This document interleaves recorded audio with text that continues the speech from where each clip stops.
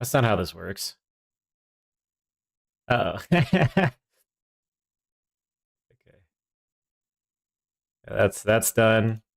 Okay, and now we're actually online. There we go. Fuck, man. That's not how this works. Okay, how does that look? It looks better. I mean, like I don't know. I still look like a goblin. That's done. I think that's not gonna. Okay, and that's not gonna change. Look at that hair online. There we go. I zoom in a little bit. Oh yeah. Oh yeah, baby. Okay, how does that look? Oh shit, turn that off. Okay, there we go. Maybe? Like I don't see how does that look on stream? Do I look good or bad? I look fine. I look fine. Can I like put like fancy filters on my shit? No source selected. The fuck are you talking about? There we go. What does this do? Also, how like you have to unlock effects? I spent like $150 on this fucking webcam, man. You kidding me? Okay, whatever. Who cares? Okay. Let's post the link. Let's be obnoxious. Hopefully it doesn't open Discord on my main. There we go. Thank you.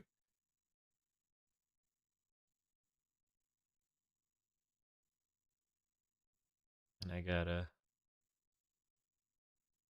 do this in content and then at everyone live editing audio for a bit.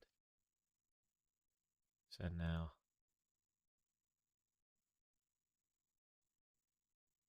Okay.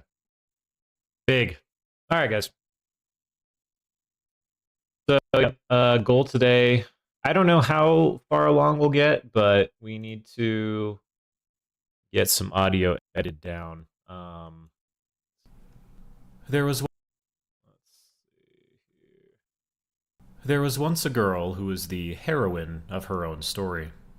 She. Now the thing is, let's do this. I think yeah, we should do things in isolation. I think here, so we'll go noise reduction, get noise profile, repeat noise reduction. Okay, so that'll help kind of immediately make things sound a little bit better. We're also gonna get click removal on the track. That should assist. Yes, sir. We love Hello Charlotte here. That's what we all about. I have spent an ungodly amount of time doing lore research. So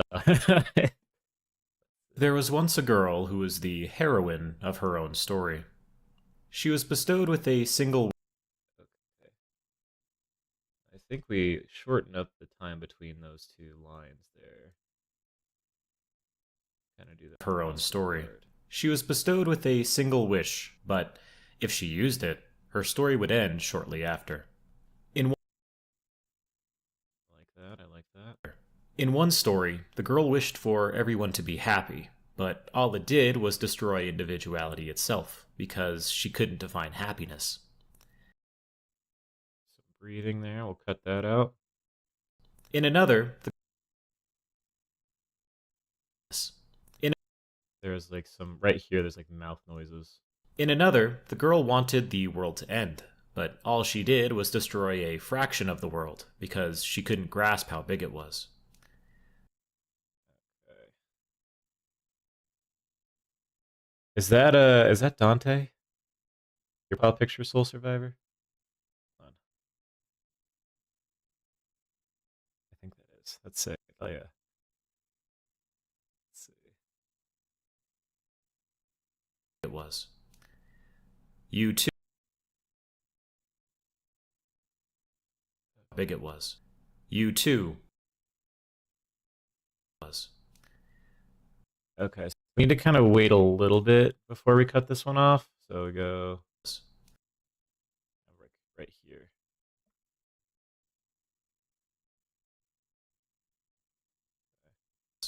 You too can have your wish granted, for you too are the heroine. For you too are the heroine. Why is there a click there? Heroine.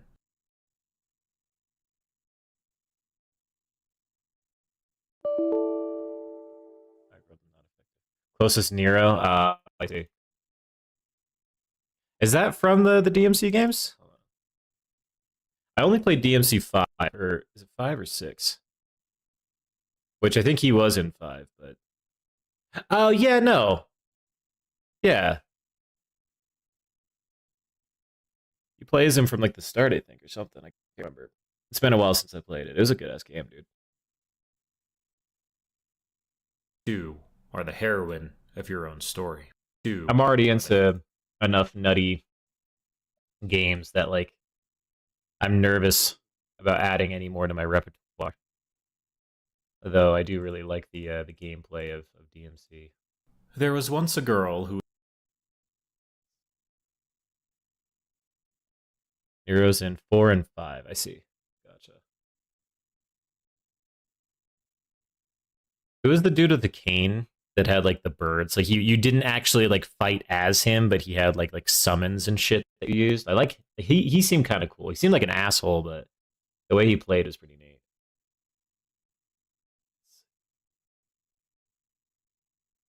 Base boost. Apply. Effect.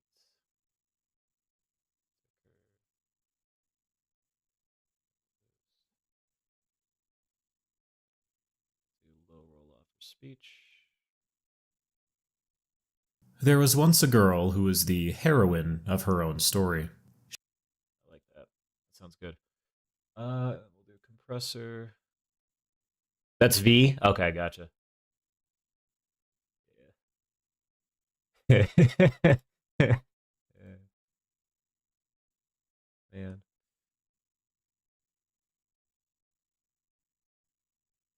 Girl who was the heroine of her own story. She was bestowed with a single wish, but if she used it, her story would end shortly after. In one story, the girl wished for everyone to be happy, but all it did was destroy individuality itself, because she couldn't define happiness. In another, the girl wanted the world to end, but all she did was destroy a fraction of the world, because she couldn't grasp how big it was. You too can have your wish granted, for you too are the heroine of your own story. Sounds good. I like it. I like it. Let's see here. Okay, and then I think we have here's okay. So here's the problem, right? So that's the intro. Well, so there's three parts to this whole thing, right? There's the here's the script, fucking 25 pages long. We have the intro, which is that part that I just read. Then there's like kind of the supplementary intro that it's like I can't remember what you would call it in theory. It's something like the explanation for why the video is being made. Then you can actually get into like the synopsis of episode 0, episode 3, but those are their own separate things. So we're kind of splitting them into chunks. So this, under a minute. This one, probably about like a minute and a half or 2 minutes. This and episode 3, the synopsis of both of those, 5 minutes. So we're going to be taking a while to edit everything down because we need to go through every single bit of audio. We need to make sure that mouth noises, breathing, things like that are not like desirable to have in the audio are, not in there. And that's going to be a trip. So, okay, let's do it. So second off was just the intro. We're not going to do the main just yet. We're going to hold off on that. Intro 2. What is this? Hang on. These games is a girl named Charlotte Wiltshire who inhabits a strange world. Back in 2020, I got sick with COVID while I was training for a new job. While I was stuck at home, I discovered these games on a weird femcel forum as I was doing an internet deep dive. Since then, the story of these games... Ooh, that is a crispy sound. If we turn the gain down, does that help? Deep dive. Since then... Jesus, wow. Noise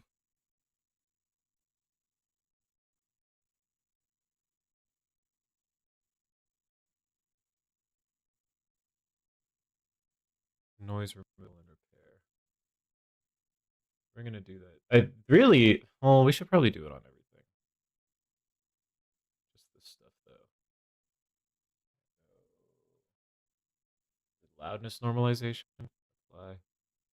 Does that make things worse or better? While I was stuck at home, I discovered these games on a weird femcel forum as I was doing an internet deep dive. Since then, the story of these... That actually sounds pretty good. I think I'm gonna do that for both. Open. My fucking dog, man. You'll be nice. You'll be nice.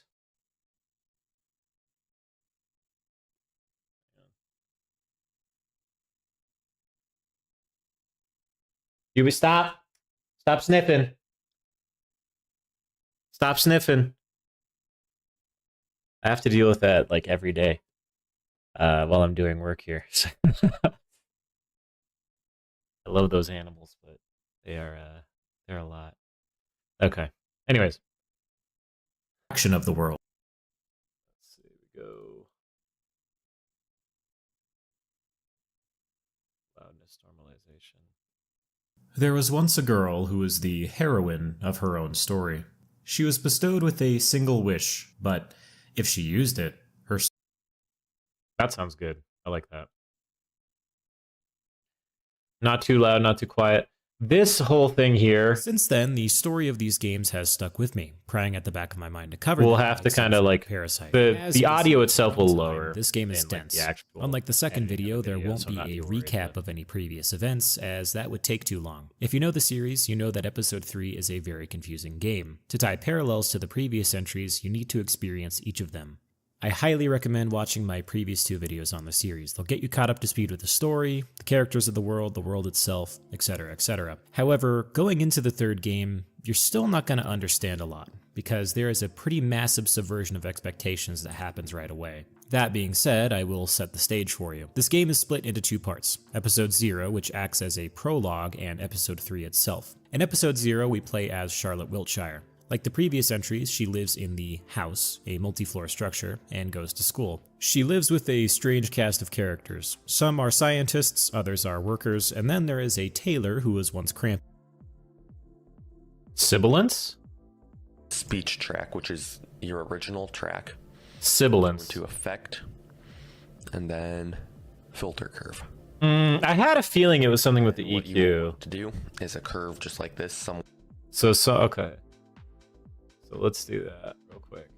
Loudness normalization we will keep because I think that helps overall. But let's go just... And then I think it was from like... around... Oh no. God damn it. Defaults.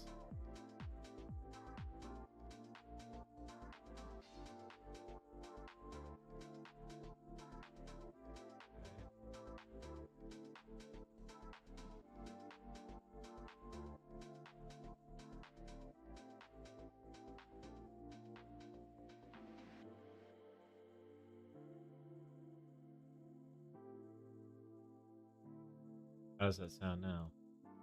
As I was doing an internet deep dive. Since then... No, that makes it sound worse. Between 5K... Okay. So, now...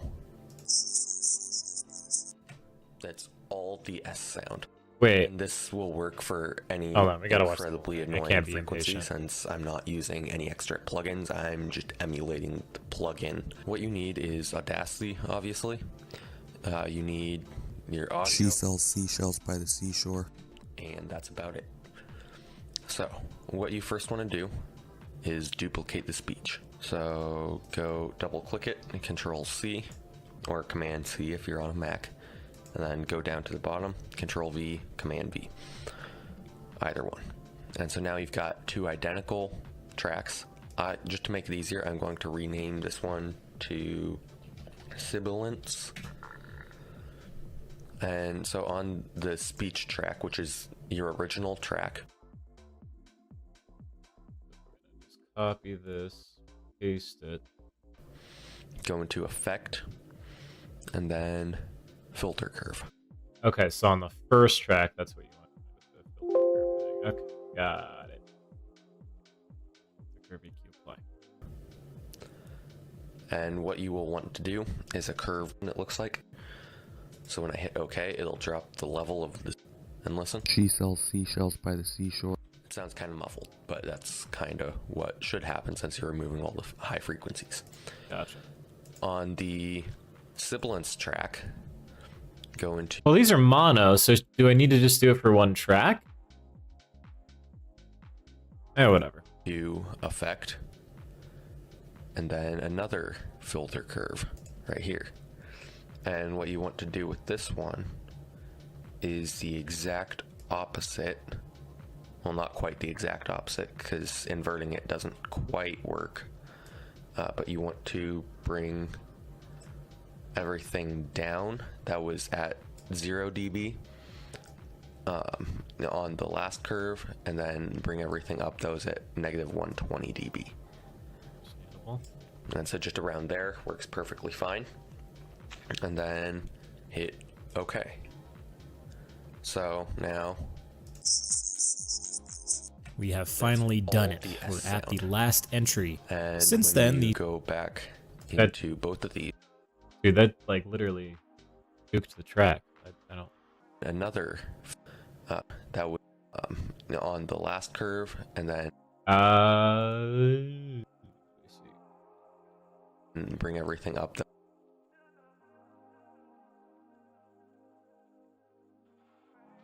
That's still neutral track. Okay, that doesn't That was necessarily at work. negative 120. I don't know. Okay, something like this maybe. But I'd think that doing it at negative 120 would make it even quieter. Right? Am I tripping or am I right on that? Yeah, like that just... we have finally done it. We're at the last entry of the mainline Hello Sharp. There's just no audio now. Like...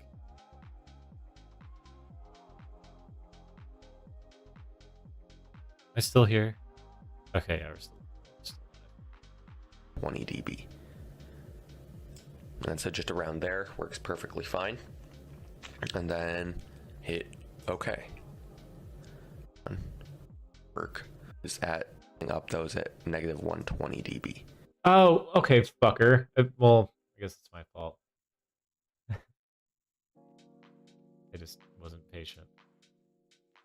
That still does nothing. Like, fuck do you mean? Here's you like 24 or something. We have finally done it. We're at the last entry of the mainline Hello. Since then, these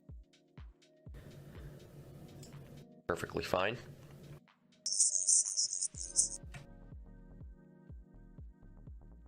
That's since you're just bring the middle part on the... Oh, we want to do it on the other track anyways. That's kind of where I'm fucking up too. Alright, whatever. Let's do it.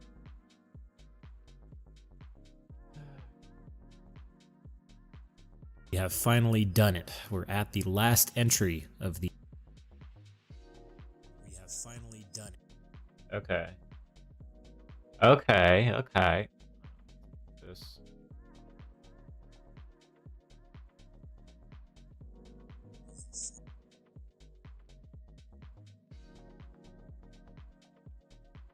We have finally done it.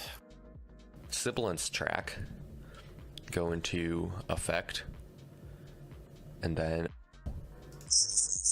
go back compressor.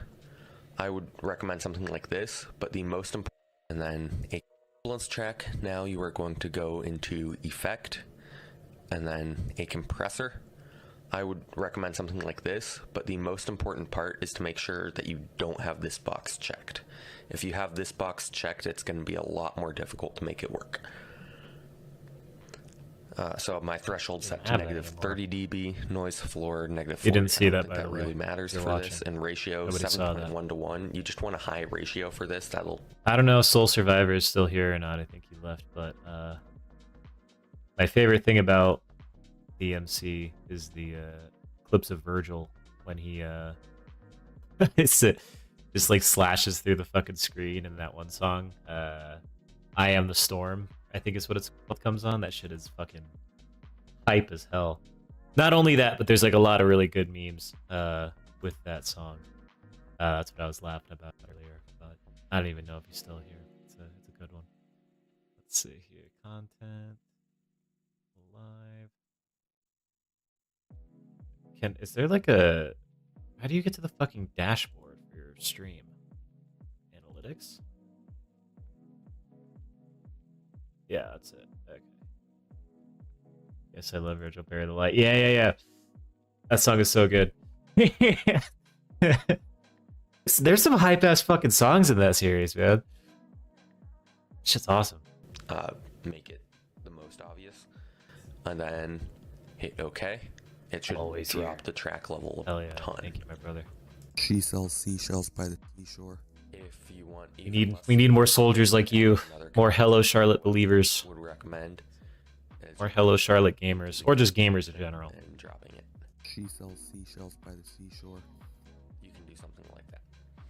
So the reason this works is because a compressor shrinks the dynamic range, so the loud. We have finally done it. We're at the last entry of the mainline Hello Charlotte games. For those of you who do not know, Hello Charlotte is a 3-part episode forum as I was doing an internet deep dive. Since then, we were just making things quieter, and that is exactly what a de-esser plugin does.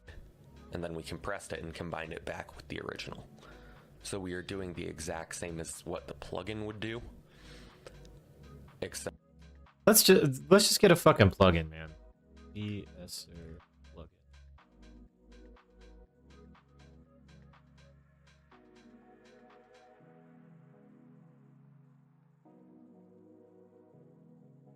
I need to make sure it's an Audacity one, huh?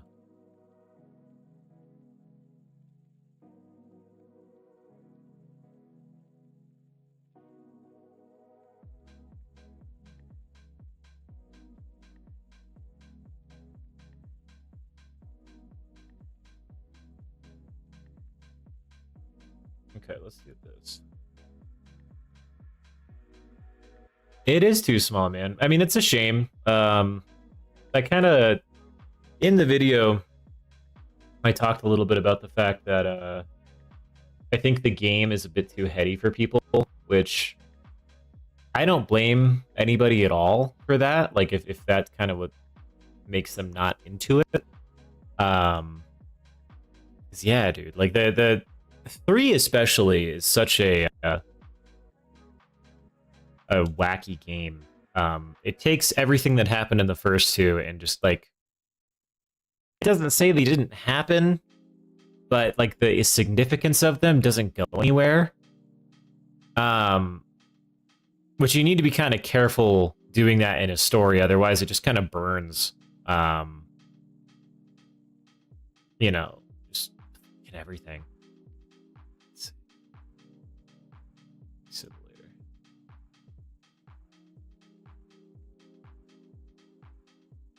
How do you add that?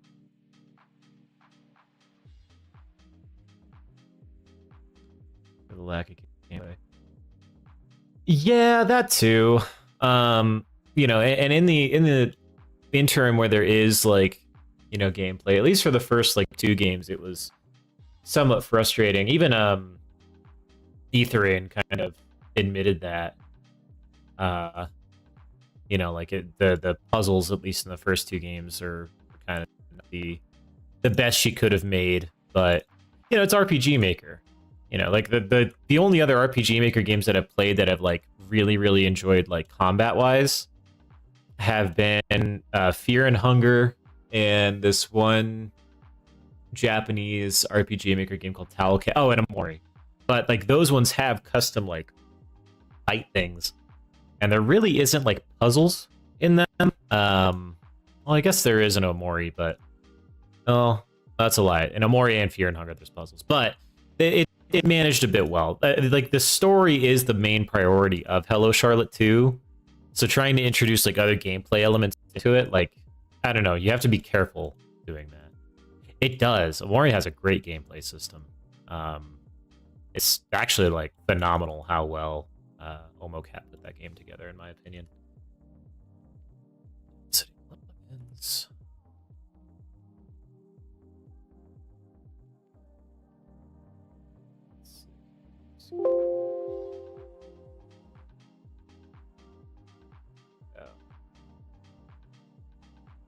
To go through all of this shit. Fuck. Yes, I have. What is it? Tomorrow Doesn't Come for Those Without Link, and then Mr. Rayner's Solve It service. Mr. Rayner's, I got like a bit of the way through, but I don't know. I couldn't fully get into it. Again, it was like a bit too much, because I love Ether's writing style, but like the worlds that she builds are so foreign to me that it's difficult to keep up at times unless I'm like really into it, and I could tell I could get into Mr. Rayner's, but yeah, that was pretty good. That was I really did like that one, because that, like, on the topic of like the whole gameplay thing, that one was much more of a like emphasis on gameplay, and it was fun. It was good. The forbidden game is what is it? Andy and Lele's what the fuck is that game called? the one where it's it's just bad. What the fuck is that game called? The Coffin of Andy and Lele. Yeah. Jesus, dude.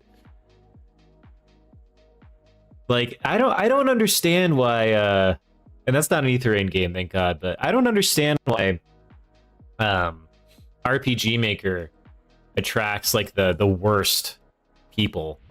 Yeah, I guess it's just insane to me. Yeah, the Coffin of Andy and Lele. Fuck, man. But what a fucked up game. It's just bad. Just bad. I don't even want to say anything. It's just like you play that game and you get whiplash like almost immediately with how like fucked up it is. I think Since then, okay, what the fuck happened there? Why does it sound so shitty?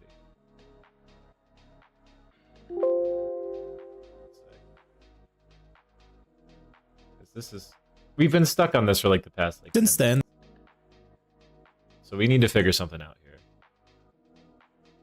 Yeah, no, true. And I mean, like, I don't know. That's why I kind of like them at the same time too. They push like I think it's because they're so limited. You have to do crazy shit with them to get anywhere. But I don't know. It's just very strange. Andy and Lele is a fucking hellish game though. Oh, I think it should be here. Desyllabator. Yeah. Or Sibilator? Whatever.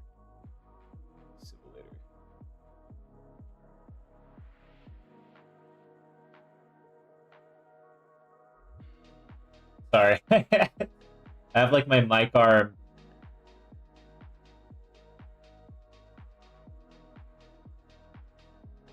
What the fuck is it?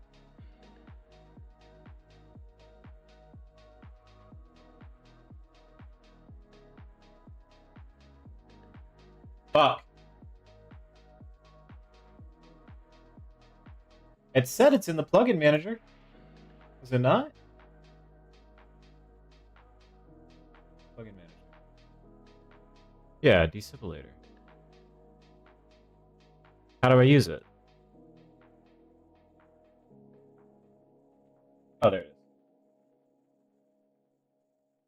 we have finally done it. We're at the last entry.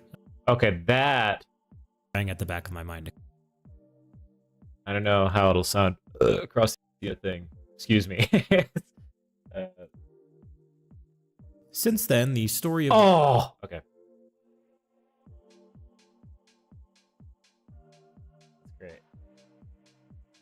I get a little green tea in my system, I start going kooky. So, sorry. Let's see. Save project. Big. Gone. Yeah, same. No, and I mean, like, that's probably what I'll make a decent amount of videos on, too. I don't know if I'll do it in as much depth as I'm doing it with, like, Hello Charlotte.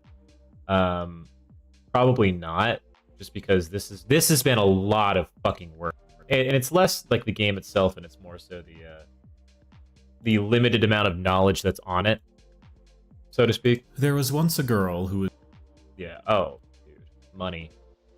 That plugin literally fixed the entire thing. Holy shit. Okay, cool. Alright, here's the big kahuna here. So we gotta get this done. But yeah. I think of my favorite games, Fear and Hunger definitely has become one of my favorites in terms of, like, gameplay. I still haven't beat Fear and Hunger 2 because it's actually, like, fairly difficult. And then... What is it? Off is very good. Omori's one of my favorite games. Actually, not right now, but I have Omori merch. Undertale's Game Maker, likely speaking, but kind of in the same style.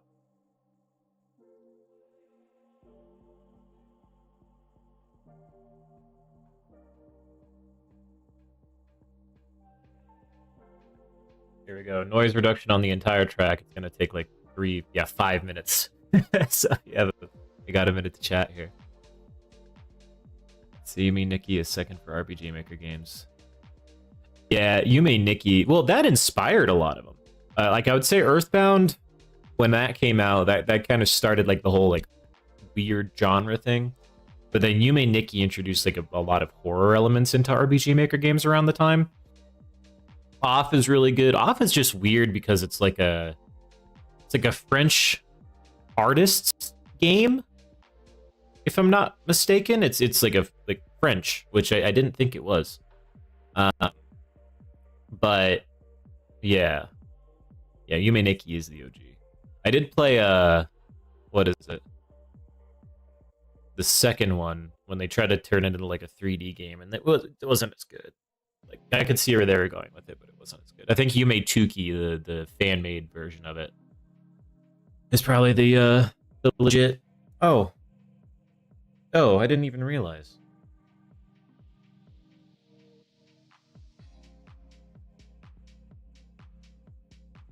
This is my cat. This is Tinkerbell.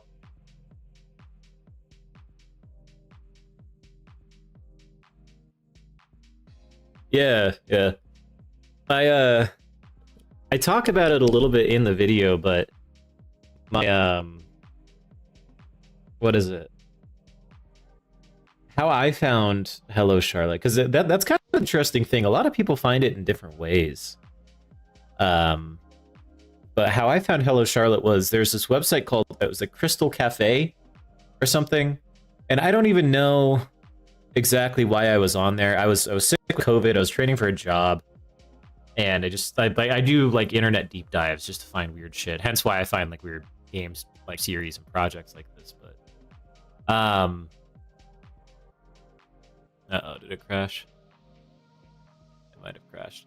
But I found it like as somebody posted art from the series or something, and it was just, you know, that style that she does, that Etherain does, where like there's eyes on everything and it's like fleshy and like just very like strange looking.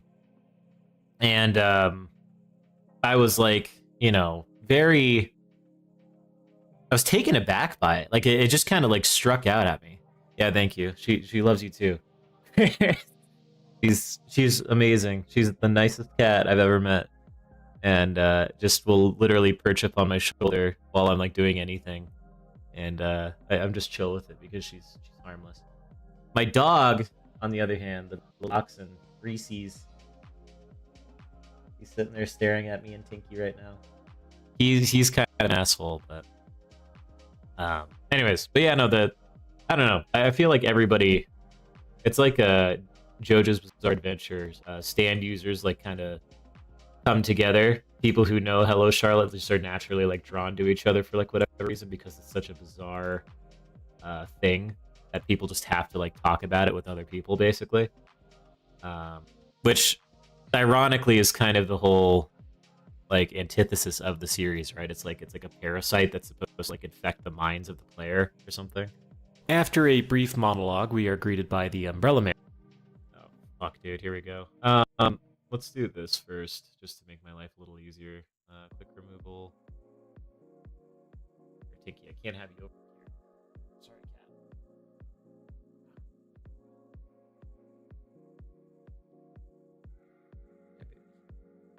Hey, baby.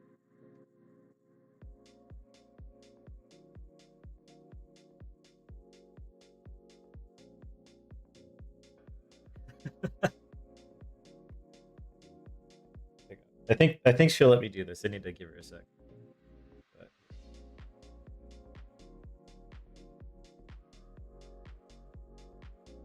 Like, hey, I'm sorry. I have to show you off. I'm sorry.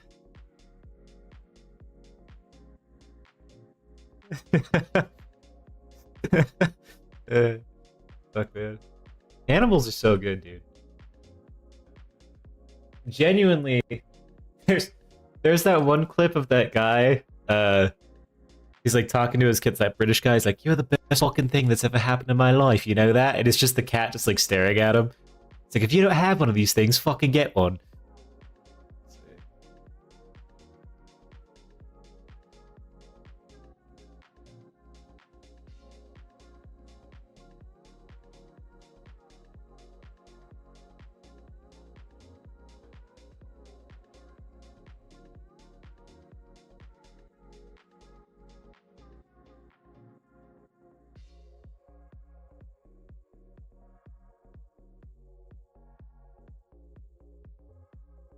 I don't know if I can find it. Anyways.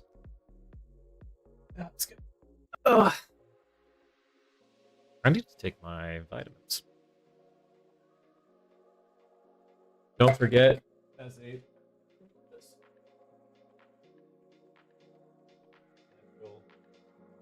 natural light up in here.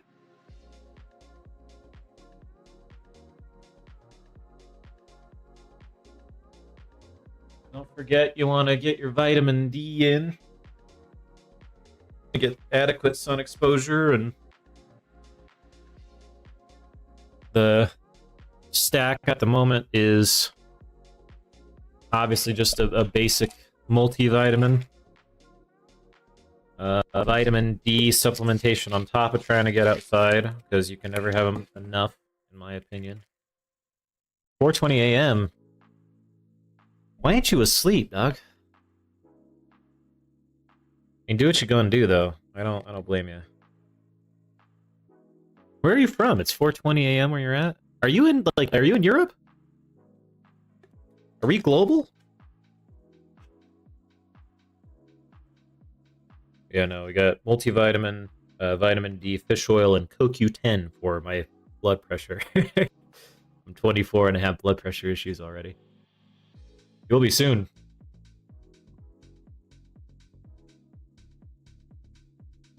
Australia?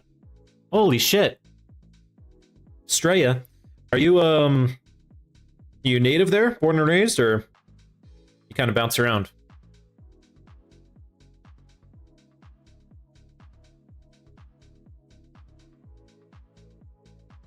There we go.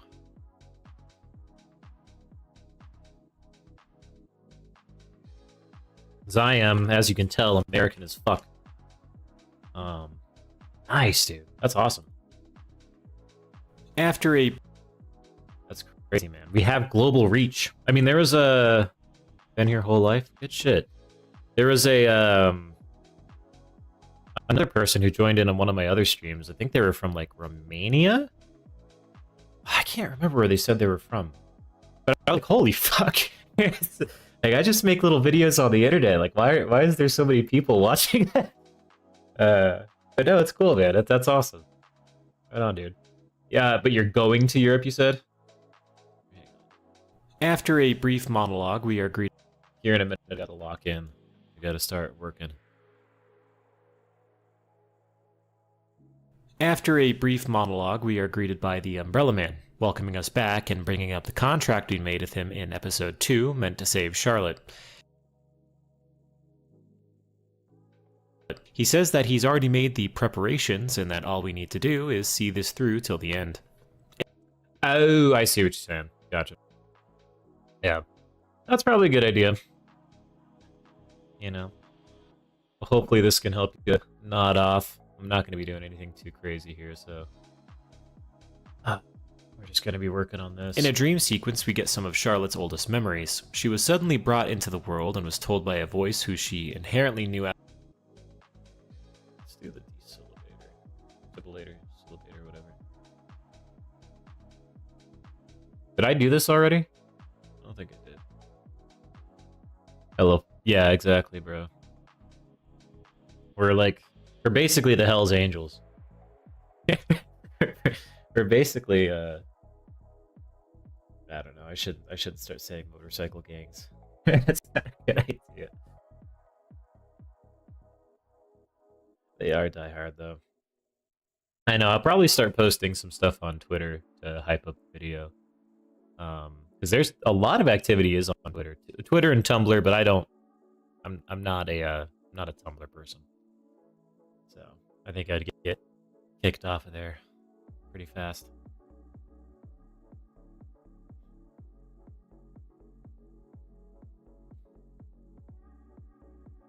Desyllabator. There we go, sick. Oh, there it is. Apparently knew as her mother to be good. Strangely, after this voice spoke to her, she knew exactly what to do next.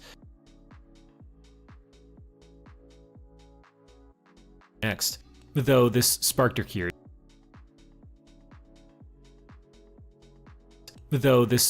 curiosity. That's the thing that sucks with having audio this long, is that it's going to take way longer anytime I make a cut for it to load, but... Though this sparked her curiosity. What was her purpose? Why did she know all of these people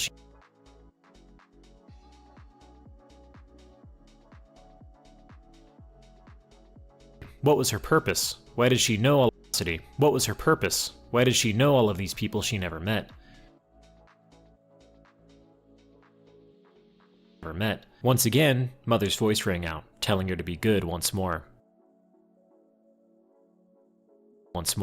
But another voice called out to her. You don't have to be.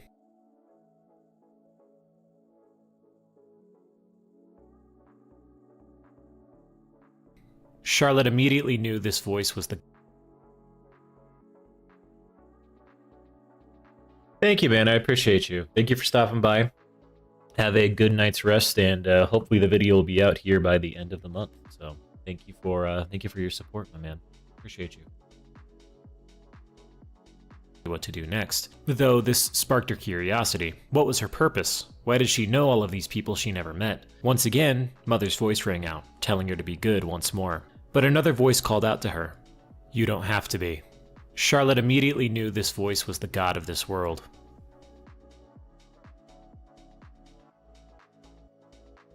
Charlotte wakes up. Everything in her room is pure white. I hate that. Fuck.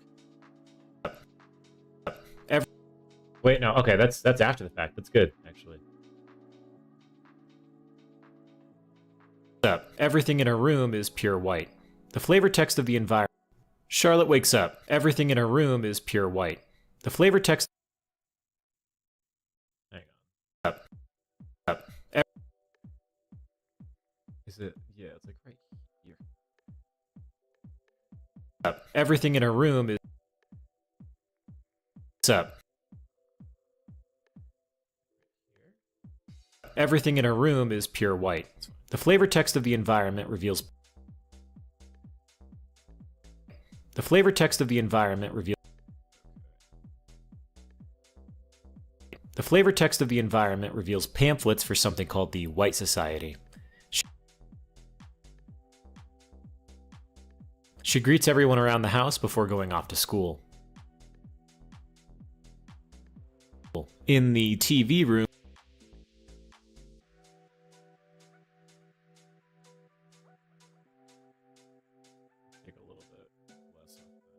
In the TV room, a lone TV is playing a commercial for a drug called Link.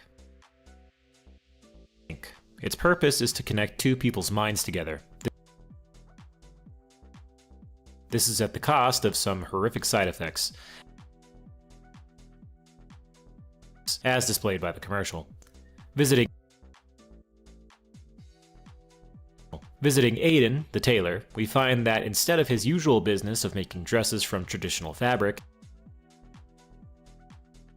he is instead making them from the skin and remnants of Charlotte's previous dead bodies. Aiden himself is non-responsive, taking on the appearance of a monster. Heading into the basement, we find Dr. Huxley in his lab. He impatiently tells us to go away and make ourselves useful, giving us some gummy ears. Charlotte antagonizes him, asking why he never looks at the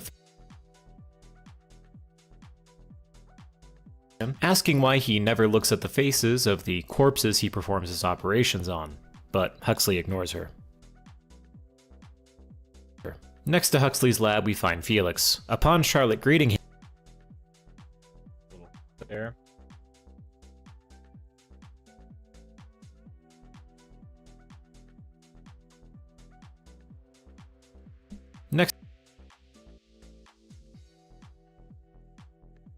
Next to Huxley's lab, we find Felix. Upon Charlotte greeting him, he nervously greets her back, giving her a happy bottle which she requested from him. To reward Felix, we can choose for Charlotte to either flick him in the head or pet him.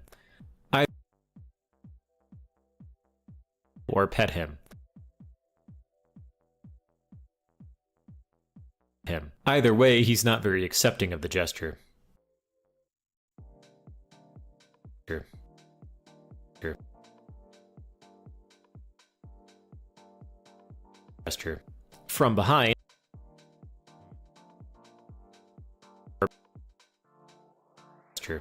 From behind, Bennett smacks our head and asks what we're doing. Charlotte says she was just picking up a secret cookie ingredient that she requested from Felix. Bennett wants to know more, but Charlotte won't tell. With this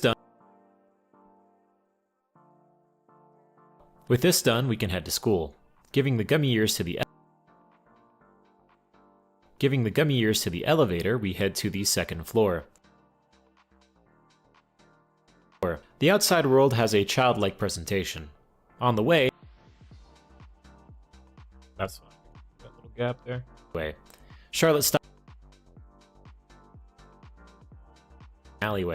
stops to observe the situation.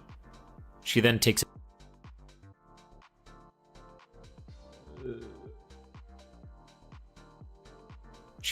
out a camera.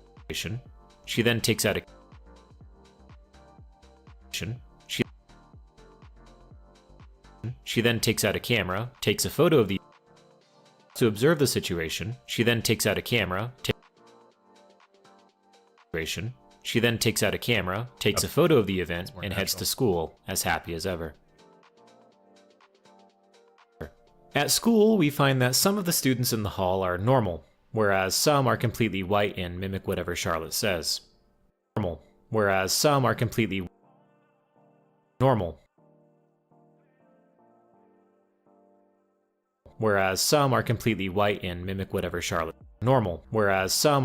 white and mimic whatever Charlotte says. On the second normal.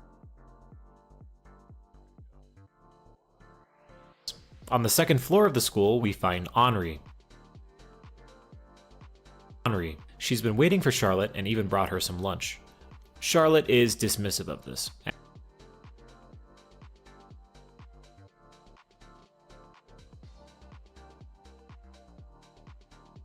Charlotte says. On the second floor of the school, we find Henri. She's been waiting for Charlotte and even brought her some lunch.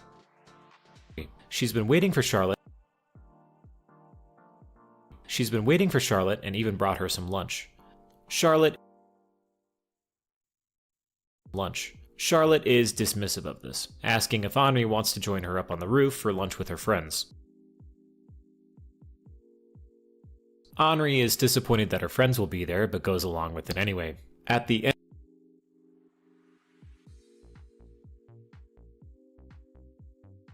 end of the floor, we see a student suffering from a link overdose. On the wall behind him is a sign warning about the white flu.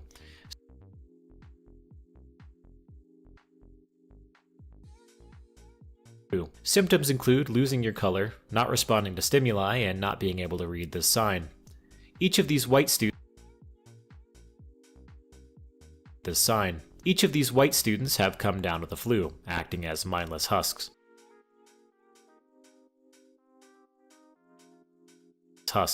Heading to the rooftop, we meet with Girl A, B, and C for lunch. Girl B, notably, is the only one who is not completely white, and seems to be nervous.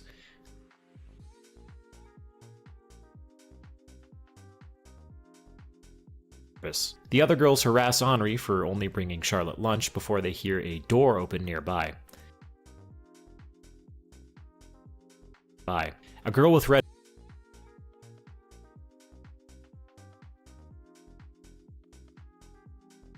A girl with red hair, Scarlet Eyeliner A girl with red hair, Scarlet Eyeliner appears. She asks what the group is doing. Could we just silence this audio, honestly? She asks what the group is. Maybe. No, I don't think.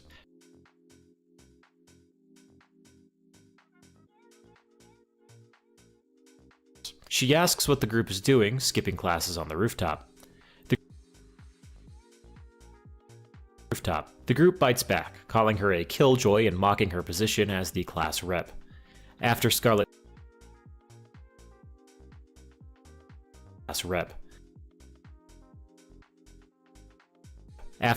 threatens to call the teachers, Charlotte decides it's not worth the hassle and has everyone leave.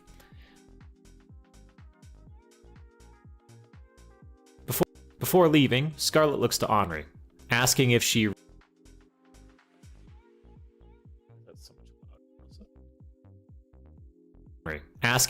really should be associating with Charlotte. Henri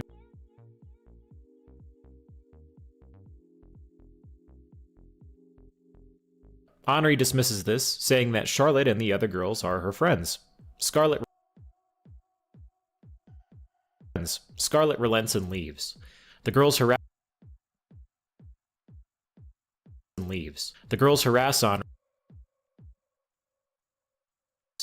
harass Henri for being the teacher's pet, with Girl B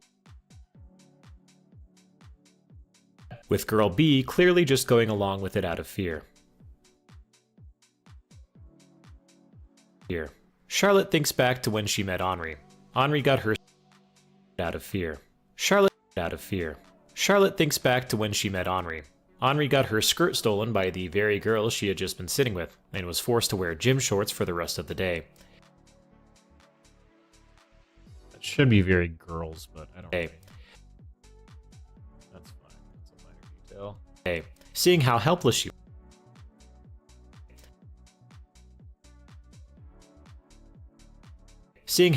she was, Charlotte felt nothing. Charlotte leaves the group, forgoing class for club activities, entering back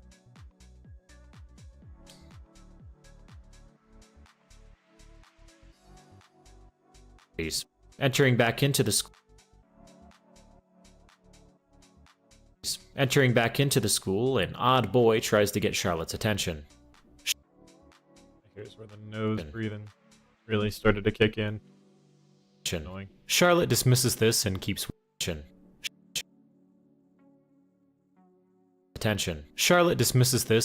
walking, but the boy continues to pester her. Charlotte asks if she knows him. Dismisses this and keeps walking, but the boy continues to pester her. Charlotte asks if she knows him. He responds, saying, "Nothing."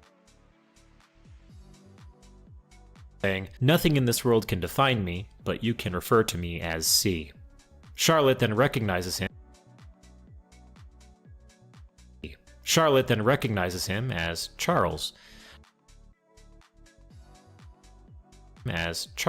She points out that he got a new vessel from outside. It's the boy that was being beaten in the alleyway. He had been avoidant of the school grounds up until this point, but now he can blend in and interact with Charlotte at school. Charlotte cuts the conversation short.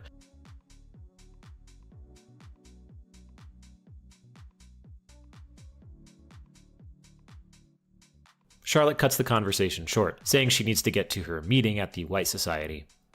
That's fine. We could probably leave more space. Charlotte stands on a... I'll cut some of it in half. And in worst case scenario, if I need to, I can chop up the audio. At the meeting, Charlotte stands on a white stage with white curtains and white walls.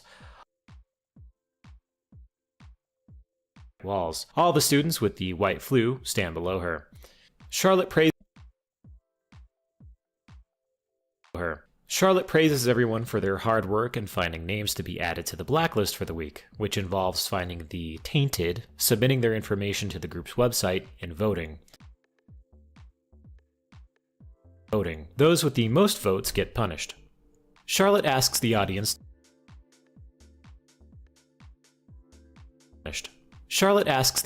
to vote for the special guest of this meeting's execution hour.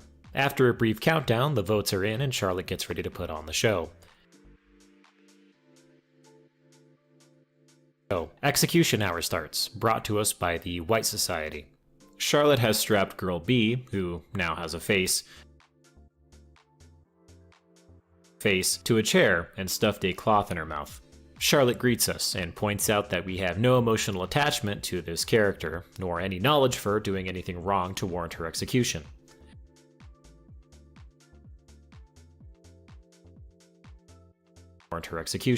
But nobody cares to check the facts. She was chosen to be the victim, so now they're gonna bake cookies together. Girl B lets out a muffled scream.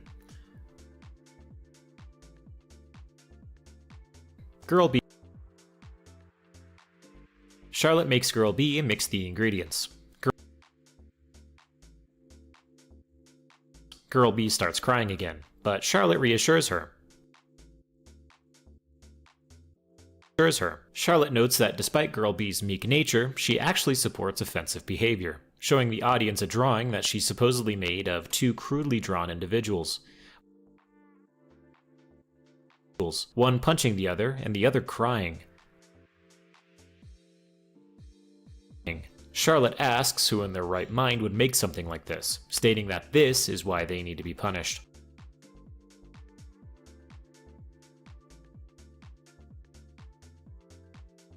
Quick quiz.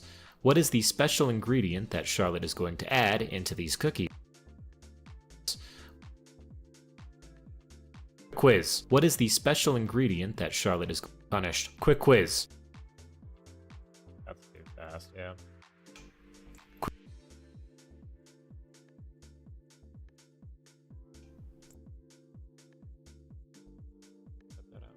Quick quiz. What is the special ingredient? Quick quiz. What is the special ingredient that Charlotte is going to add into these cookies?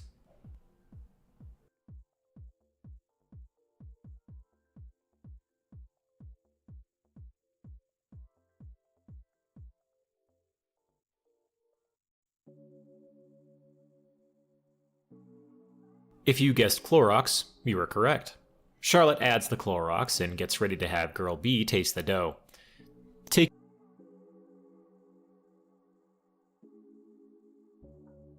Taking her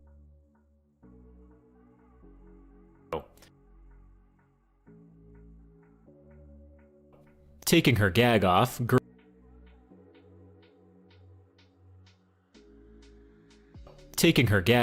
Girl B screams at Charlotte to let her go. Charlotte reminds Girl B to mind her language, as this is a PG-rated program. Since Girl B can't really move her arms, Charlotte helps her taste the cookie dough by dumping the entire mixture directly down her throat. Girl B wrote, Girl B screams and gurgles in agony. Charlotte then says we need to preheat. Charlotte then says we need to preheat the oven to 180 degrees Celsius. But since they don't have an oven, they'll have to use Girl B's.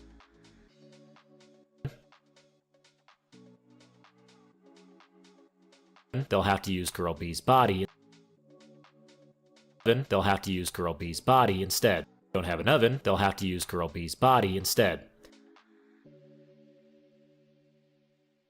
Charlotte takes out a flamethrower and incinerates Girl B. Charlotte heads home.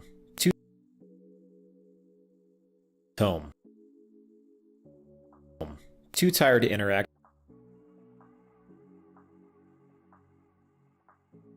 Too tired to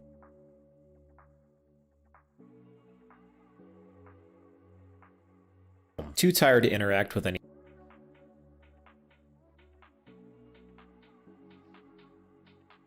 Too tired to interact with any of the other tenants. Charlotte heads home. Too tired to interact with any of the other tenants, she heads straight for bed. Too tired to interact with any of the other tenants. Charlotte heads home. Too tired to interact with any of the other tenants, she heads straight for bed. We get another dream sequence with the god of this world. They tell a story about a girl who was bestowed with a single wish, but it had a consequence. If the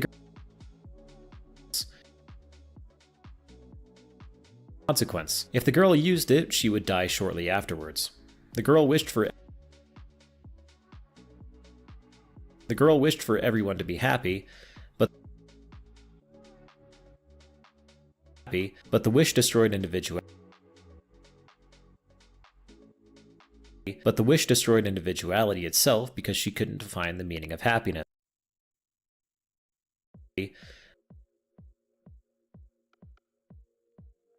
But the wish destroyed individuality itself because she couldn't define for everyone to be happy.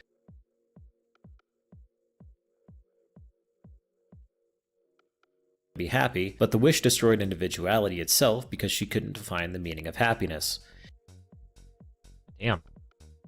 Breathed a lot during this. Happiness. In another timeline, the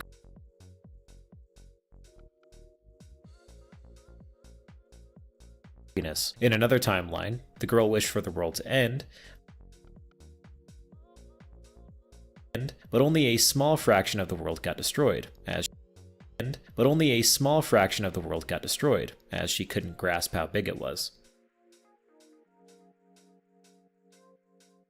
You too can get your wish granted, because you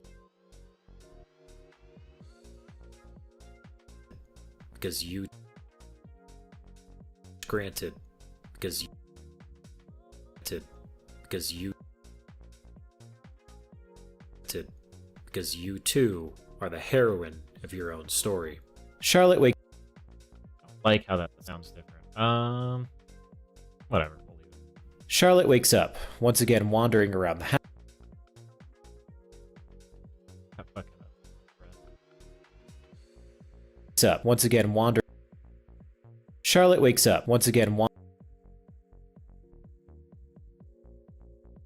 Charlotte wakes up, once again wandering around the house before heading off to school.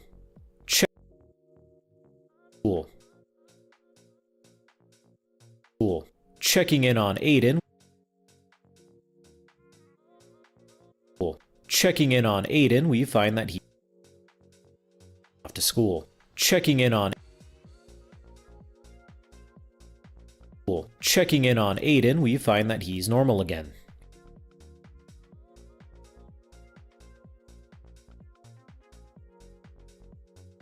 He's been making new headpieces and asks us to try one on. It's Charlotte.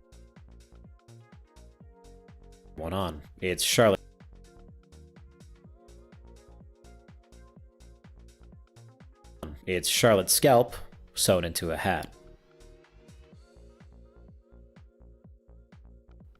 In the basement, Bennett brushes by us, saying that he can't talk since his favorite show is on in an hour, and he still has work to do. Charlotte makes a note to stop by the TV room after this interaction. Huxley Fucking, this is me. Huxley's lab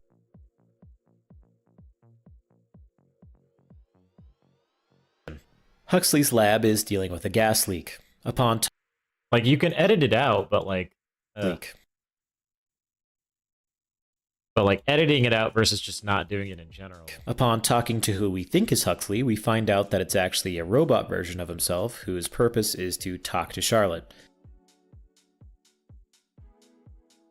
Charlotte finds that Huxley is agreeing with everything she says after a while, so she asks for him to kill one of his assistants.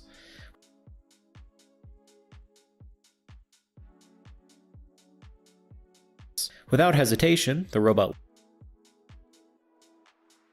his assistants. Without hesitation, the robot leaps and decapitates a nearby worker, revealing them to also be androids. Felix's lab is empty, aside from a lone computer terminal. Charlotte looks at empty, aside from a lone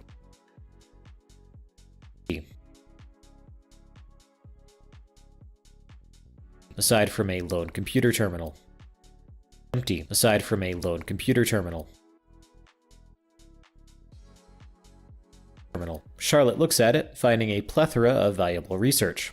We can choose to either delete it or leave it be. In my opinion, this version of Charlotte is meant to be as mean as possible, so of course I deleted it.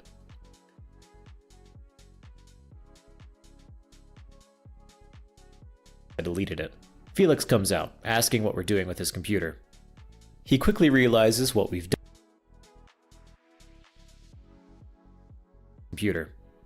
realizes what we've done. Becoming furious. Charlotte says that it was all pointless anyway.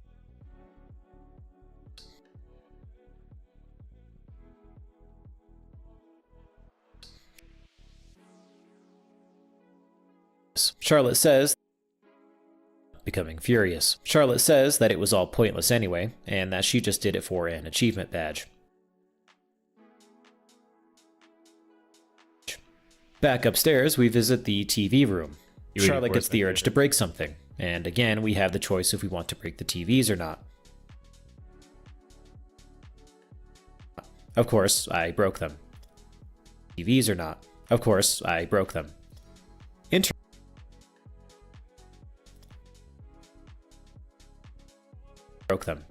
Interestingly, these moments of choice don't actually change the outcome of any of the events of the game.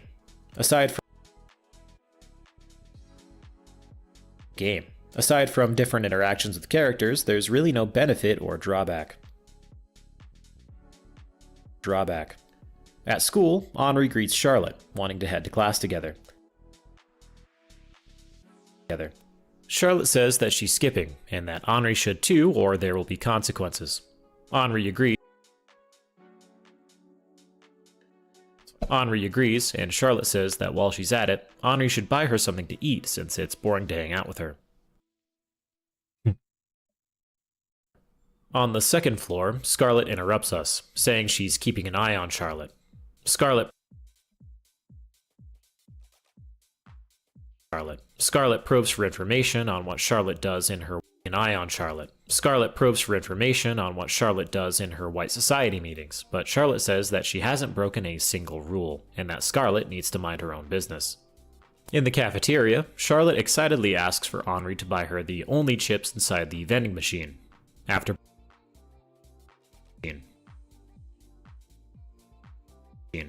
buying it, Charlotte says that she doesn't like the flavor. Eventually, the bell rings and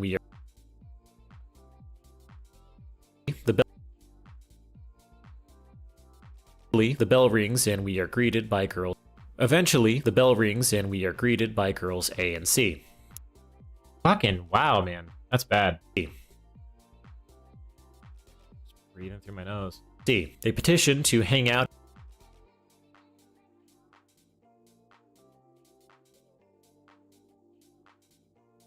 They petition to hang out at Henri's. Henri doesn't have much of a choice, so she obliges. At her place, they go to her room. It's essentially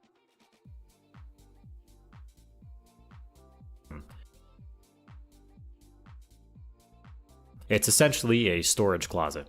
Girl A and C ridicule Henri for her living situation.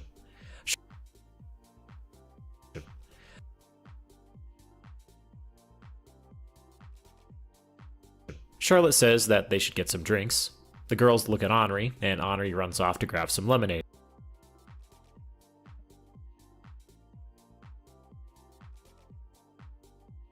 The girls look at Henri, and Henri runs off to grab some lemonade. Exploring the house, we come to a door that's unlocked. Henri notices, and the girls mention locked. Henri notices, and the girls mention that Henri said she had a brother, and that they're just gonna go say hi.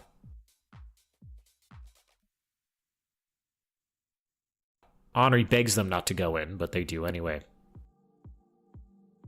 Yeah, we'll leave this part quiet.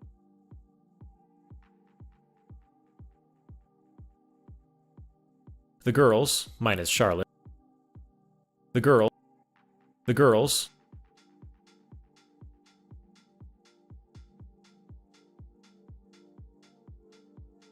minus Charlotte, are horrified, demanding an answer from Henri. The girls, minus Charlotte, are horrified, demanding an answer from Henri. Henri explains that her parents never let her see her brother, but one day she checked in.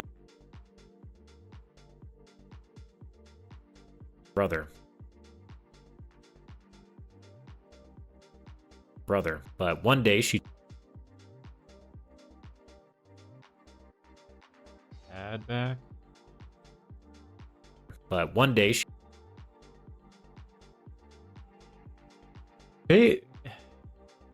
But one day she checked in on him and found him like this.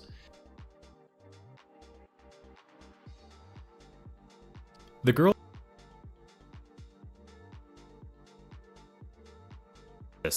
girls ask if he was alive the last time she saw him, with Henri all but confirming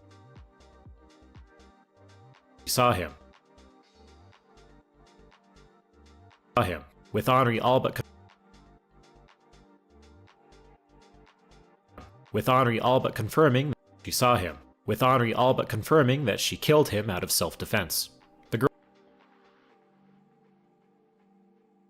The girls ridicule her for this, and Henri breaks down crying, locking herself in the bathroom. Everyone but Charlotte leaves the situation. Standing in the brothers' bedroom, we head over to the bathroom to find Henri. Charlotte asks if she's okay and gives her a tissue. Henri asks if Charlotte thinks this is funny because she's smiling.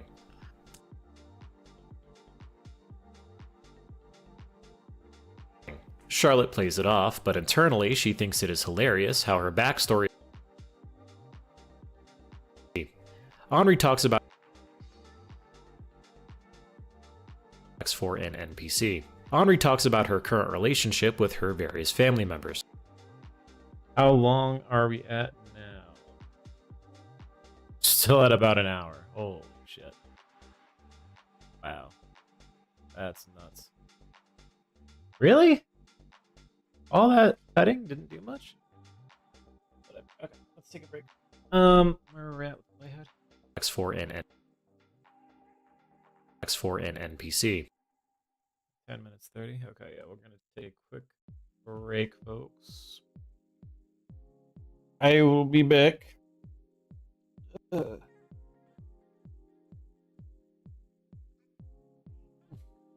Oh, everything's in a different directory. That's all fucked up. Huh. Whatever. Let's just do this.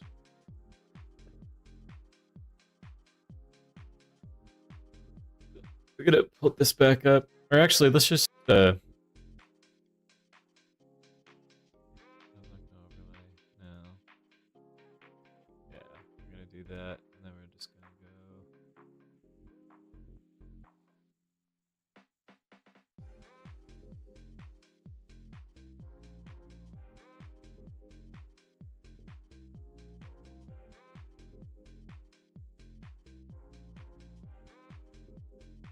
It's not even playing that fucking GIF.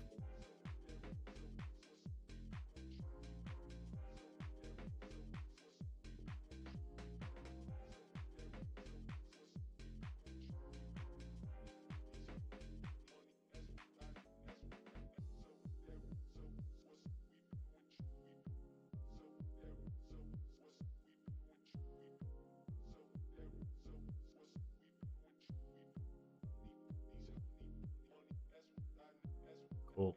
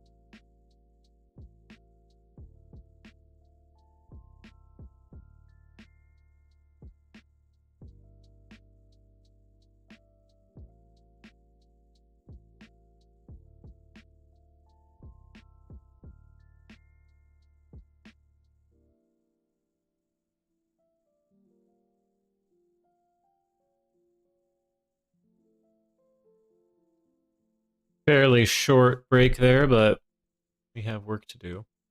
For an NPC. Henri talks about her current relationship with her various family members, but Charlotte can't relate, so she doesn't really care. Henri breaks into tears. Charlotte wants to make Charlotte wants to make her stop because her tears are annoying. Solid reason. Annoying. Not really. Annoying. Tears are annoying. Not really knowing what to do, she tells Henri to stop it, but for some reason that doesn't work. Charlotte suggests that Charlotte suggests that Henri can move into her floor, since her neighbors are dead and they have a free storage closet. Henri surprisingly doesn't take Charlotte up on this though. Charlotte has to perform another public execution soon, so she leaves Henri with the bag of chips she bought for her. Execution Hour 2 features an anonymous boy A, another total stranger.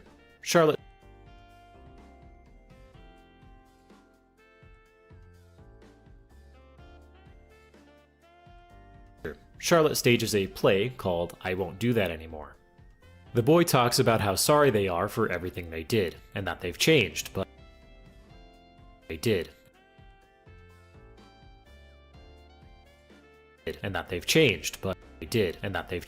But Charlotte presses them further, asking them to be more specific.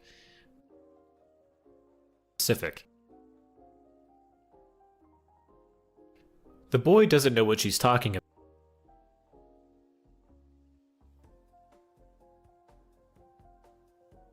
The boy doesn't know what she's talking about, but Charlotte says that he posted the T word on his online profile, and that everyone saw it. We then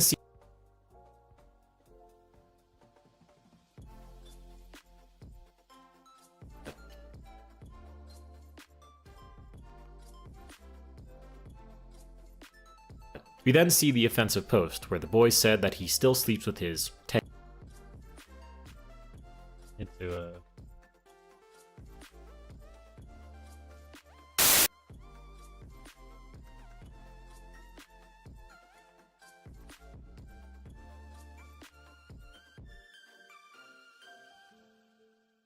Alright, brace, sorry. That's not bad. There. I'll have to censor that so the video doesn't... Teddy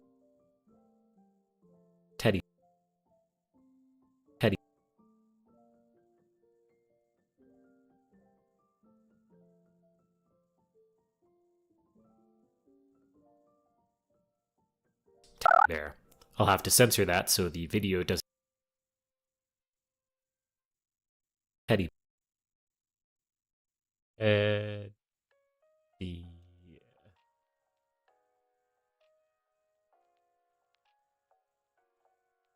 Teddy bear. I'll have to censor that so the video doesn't get age restricted.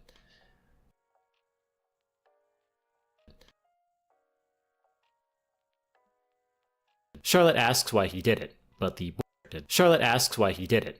boy just says Charlotte asks why he did it, but the boy just says that he really likes teddy bears.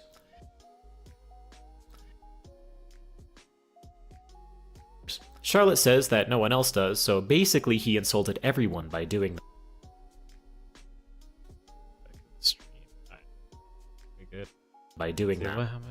The boy vehemently apologizes over. When has our uptime? Oh, we've been streaming for about 2 hours. Or not 2 hours, about an hour and 15. That's good, that's good. Makes me happy, makes me smile. Let's see. I'll have to go back through and delete some of the other ones. Yeah, we gotta delete those. That's not actually what... we've been streaming for about 2 hours. We want here. Yeah, go back. Content. Live. Yeah, all of this stuff is gonna edit. I just like delete these for actions. There you go.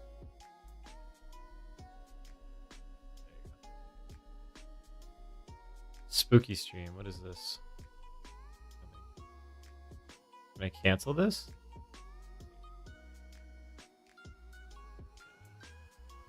There you go. Alright, that's cleared up. Cool.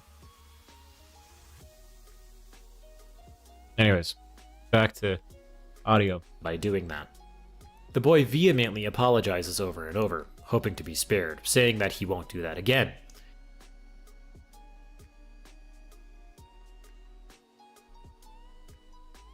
He asks to go home, and Charlotte says that while she may be satisfied, the The audience may have a different opinion. After a quick vote, the boy is beheaded.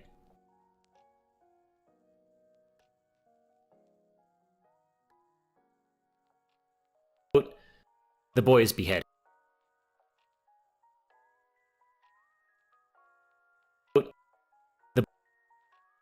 After a quick vote, the boy is beheaded.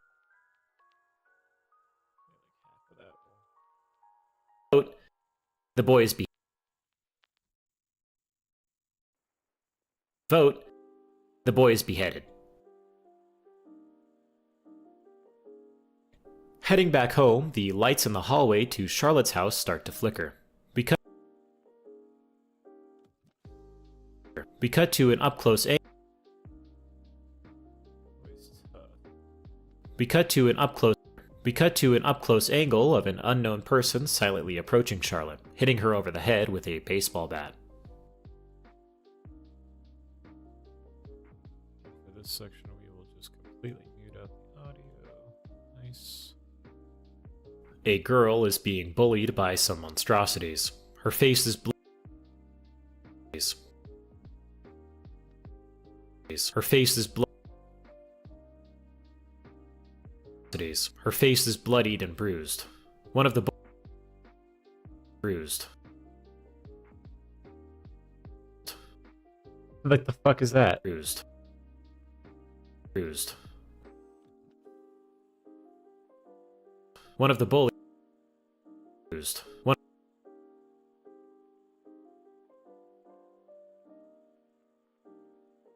One of the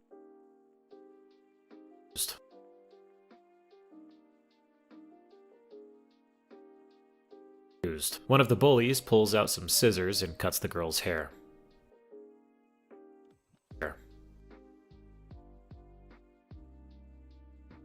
Above this scene, a boy and a girl are taking photos of the ordeal. We learn from a We learn from a monologue that the girl's name is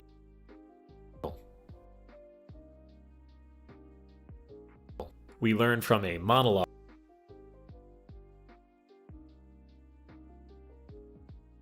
We learn from a monologue that the girl's name is Henrietta Warhol, or Henri. She's collecting blackmail on the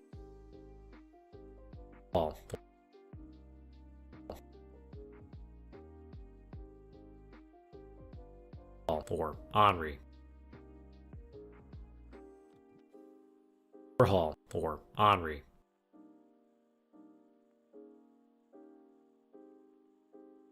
Or Henri. She's collecting blackmail. Warhol, or Henri. She's collecting blackmail on these girls for a chance to frame them.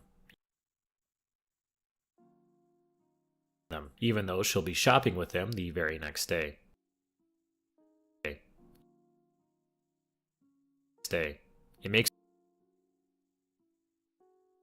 It makes her feel safer. She has an image to maintain.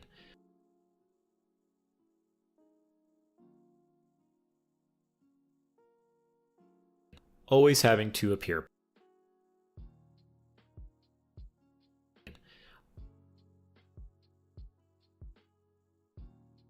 always having to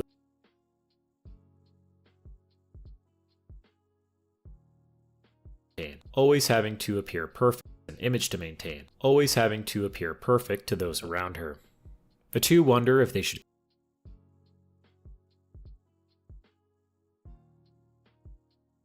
feel safer. She has an image to maintain, always having to feel safer. She has an image to maintain, always having to appear perfect to those around her. The two wonder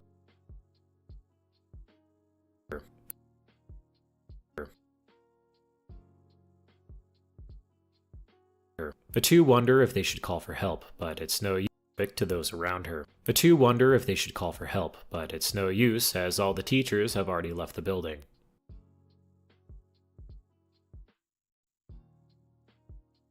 They hold hands, comforting each other.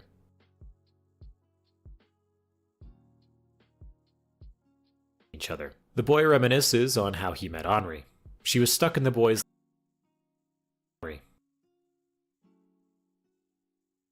She was stuck in the boy's locker. No, whatever. She was stuck in the boy's locker room, half dressed after a prank. The boy gave her some track pants, and not knowing how to deal with it, Henri called him names and wrote insults on the blackboard until the end of the year.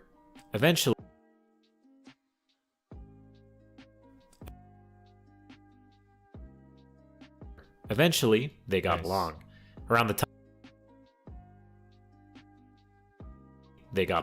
Around the time she found out about his drawings. Eventually, they got along. Around the time she found out about his they got along. Around the time she found out about his drawings. Around the time she found out about his drawings. But in the present moment, there is nothing the two can do. But in the present moment, there is nothing the two can do for the victim, so they both run so they both run home and lock themselves in. The image of the girl imprinted into the boy's mind. To clarify, the image of the girl imprinted into the boy's mind. To clarify, the character speaking is Charles Eiler, the same boy Charlotte saw from the first day of school. It takes a bit of time for the game Charlotte saw from the first day of school. It takes a bit of time for the game to outright say this, and you're meant to infer it over time, but I don't want to keep saying the boy over and over again.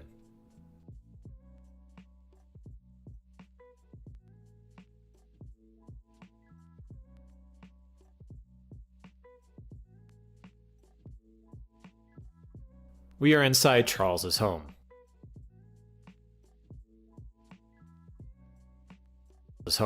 He hops onto his computer and starts to chat with Henri. He thinks about his current relationship with her. It's not necessarily about romance, rather the public image of the two of them dating for Henri's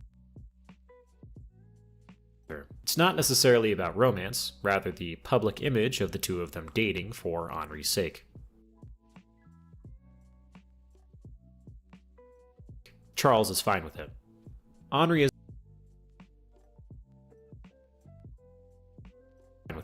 Henri is upset that Charles keeps leaving her on red.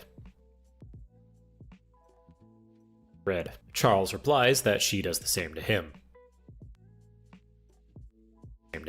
We notice that Charles's icon and username is of Charlotte. Henri tells him to stop using them, but Charles says that people would kill to have matching icons with C.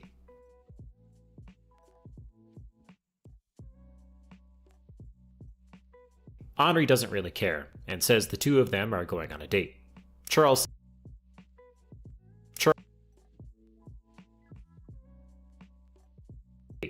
says that he's busy, and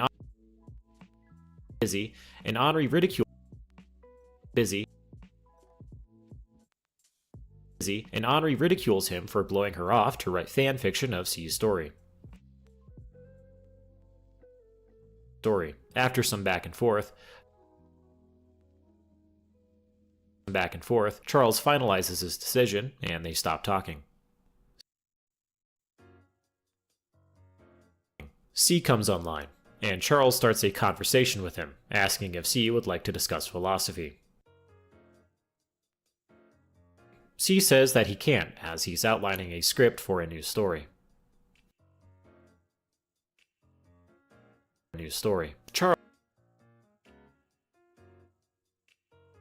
Charles commends him for his work, and C compliments Charles back for his illustrations. They glaze each other back and forth a little bit before Charles feels a hand on his shoulder and his stomach turns. Behind him is Scarlet Eiler. Ridiculous.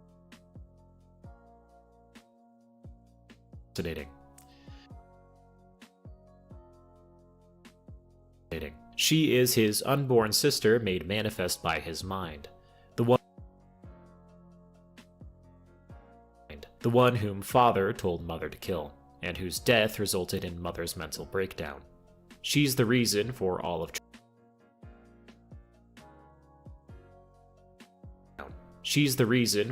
of Charles's misfortunes. Scarlet says that Charles scored an 89 on his test, threatening punishment.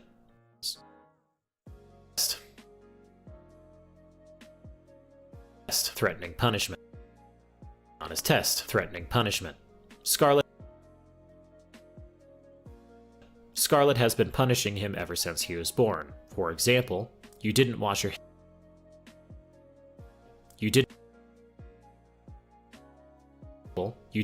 hands well enough. Scrub them for 10 minutes straight. You didn't clean your room. Feed your pet junk food. You ate too much. Starve yourself for 3 days. Scarlet says that Charles will never pass the trial at this rate. The trial is all she talks about, likely being an entrance exam to medical school to support his ill mother. Scarlet says that it will be the day that Charles will die. Charles takes pills to make her go away. After Charles takes pills to make her go away.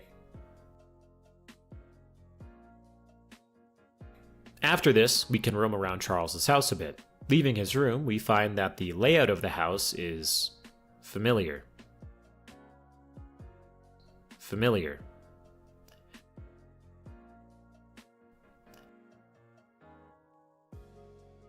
We head to the opposite side of the house to find Charles's mom in her bedroom. She's bedridden, face hidden beneath the covers. Charles checks on her, asking if she slept well. After some dialogue, his mother tells him to not be too hard on himself. She knows he's... Charles checks on her, asking if she slept well. A good son. Charles checks on her, asking if she slept well. After some dialogue, his mother tells him to not be too hard on himself. She knows he's trying his best. She then says, "You're..." Oh god. I'm curious if I should leave this in or if I should... I'm gonna do this.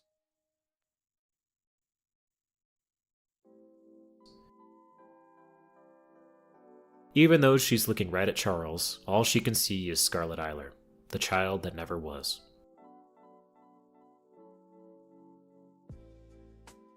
Charlotte wakes up, noticing needle marks on her wrist. Someone had linked with her while she was unconscious. Charles hovers above Charlotte.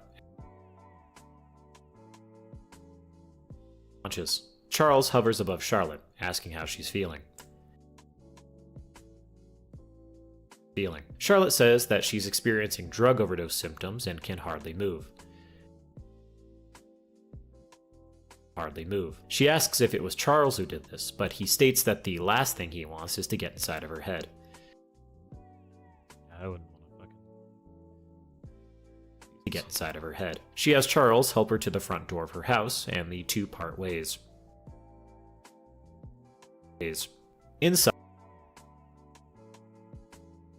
Inside, Aiden is back to normal and greets Charlotte. She has him princess carry her to bed. Aiden mentions that the other tenants had prepared her a hot drink, which she is delighted by.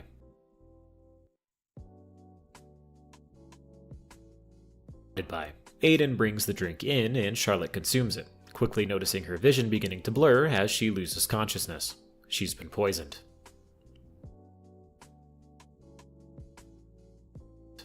Charlotte wakes up in her bed, her wrists free of the injection marks. It's a new body. Charlotte knew the tea was poisoned, but figured she couldn't recover nearly as fast if she didn't die and come back. Heading to the bathroom to wash up, she finds Bennett in front of the toilet, sick from soap withdrawal. Charlotte taunts Bennett, making light of his addiction. Bennett warns Charlotte to stop, but she keeps pressing him. Suddenly, Bennett shoots up, banging Charlotte's head into the wall. She slides down, a trail of blood left behind. Once again, she loses consciousness.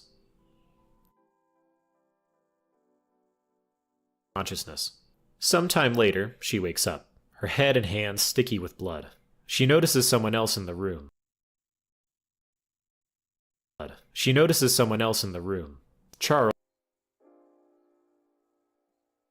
Charles is once again watching over Charlotte. He's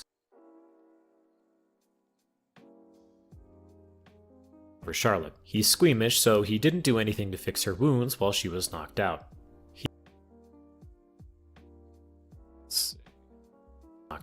He also mentions that Charlotte's lifespan may be shortened dramatically if she keeps cycling through vessels like they're nothing.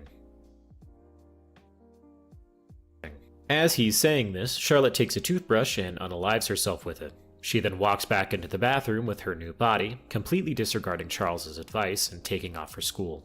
In the kitchen, the tenants are throwing a party celebrating the death of Charlotte after Bennett told everyone he had finally killed her for good.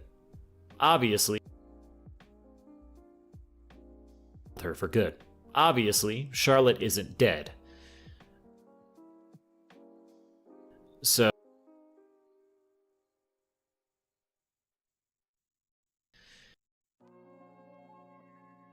Charlotte isn't dead.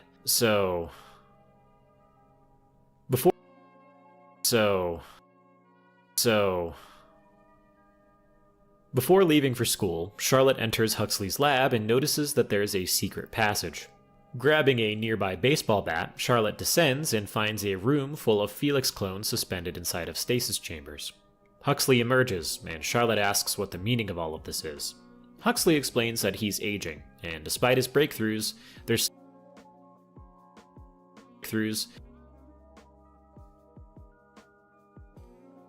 still no cure for the dementia he's beginning to experience. When he began to notice his decline, he and his team worked together to create a clone of him. Thus, Felix Honecker was born.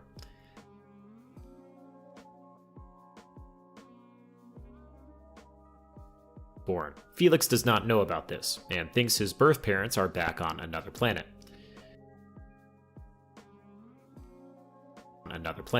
He was designed to be incredibly motivated by science so that he could eventually take over Huxley's operation. Charlotte threatens to tell Felix. Huxley says that she can't. He'll have a meltdown and will have to be replaced with a more suitable candidate. Charlotte then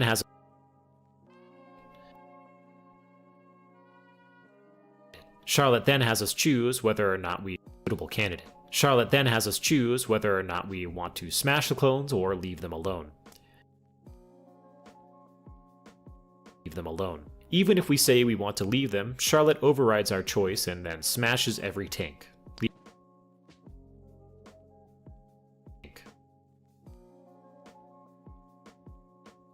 Leaving for school shortly after.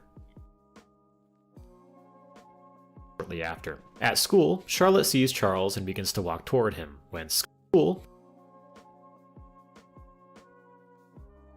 Charlotte sees Charles and begins to walk toward him when Scarlet emerges between them. Charles seemingly backs away from Scarlet and leaves the area. Scarlet asks Charlotte where Henri is since she isn't coming to school anymore. Charlotte claims that she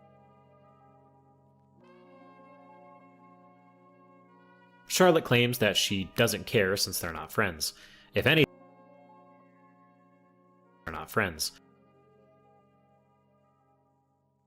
anything, Henri is actually Charlotte's stalker. Scarlet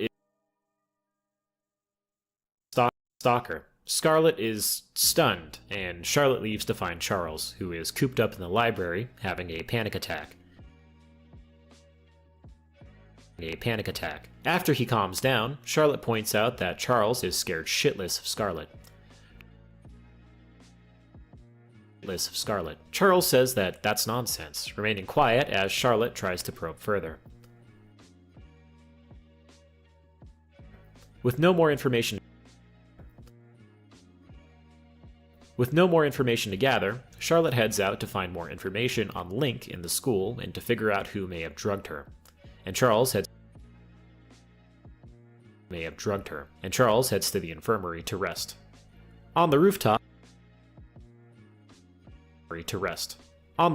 we meet a student dealing Link.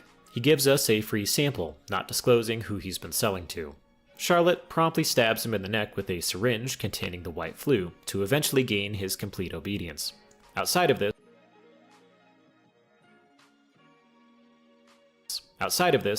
there are no other leads.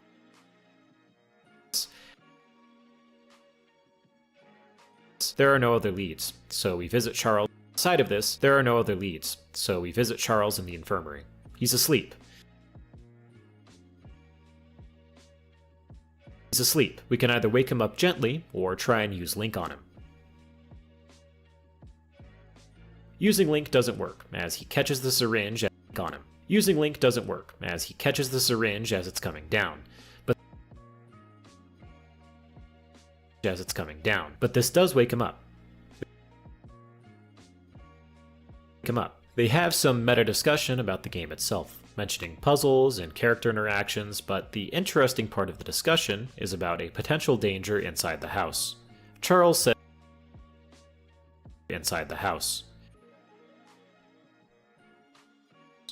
says that there is an imposter pretending to be him. This is an issue. Charles is merely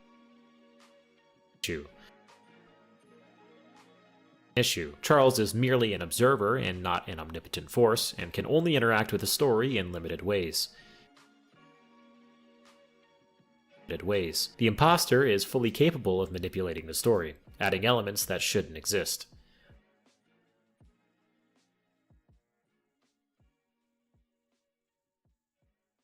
Charles is nervous, it is plotting something malicious. Charlotte doesn't want to head home. The tenants hate her. Charles doesn't want to head home. The tenants hate her. Charles asks if bullying them is the best route to go.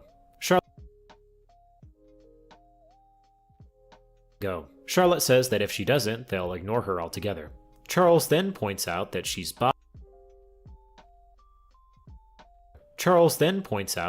bothered when other people are having fun and she's not a part of it.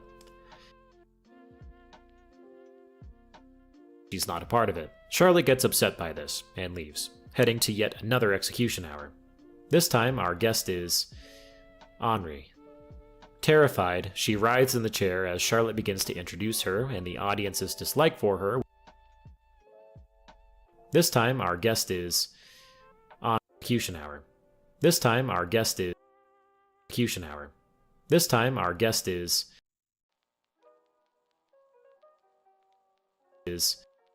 Henri. Terrified, she writhes in the chair as Charlotte begins to introduce her and the audience's dislike for her when suddenly someone rushes onto the stage.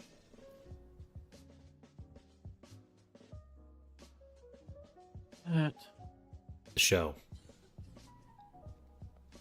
Camera, and ends the show.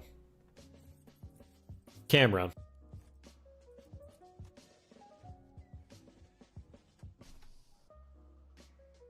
Camera, and ends the show.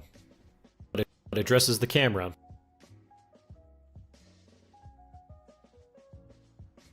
Addresses the camera, and ends the show. The camera, and ends the show.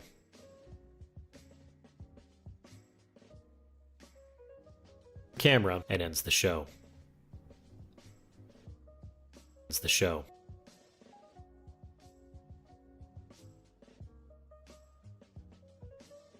And ends the show. The show. Like, I did pretty well on that. Scarlet addresses the camera and ends the show.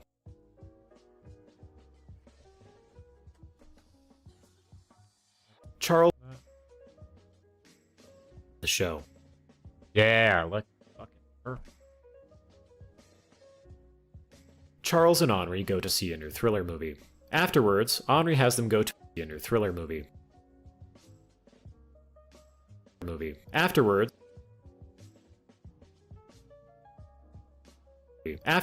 Henri has them go to see a new thriller movie. Afterwards,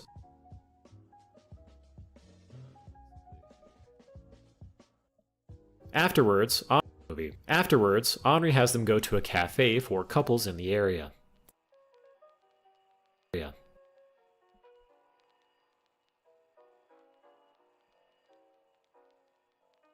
The waiter is a. Stop that. We can leave that.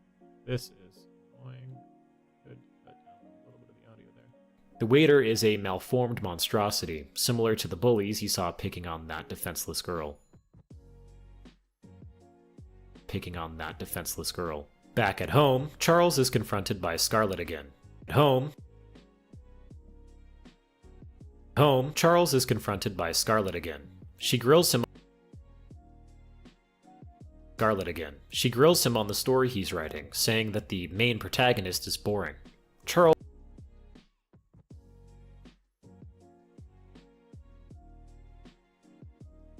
Charles says not to berate his daughter, and that the concept of free will doesn't exist in this story to begin with.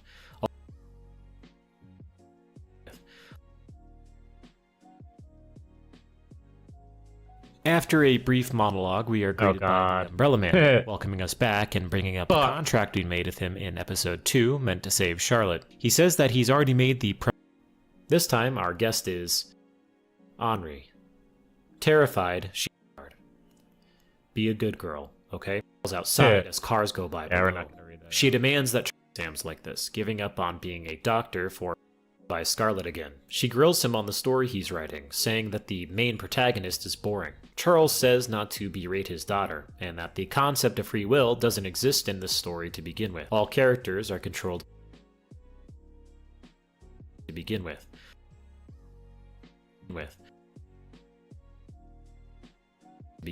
All characters are controlled by a parasite. Scarlett reminds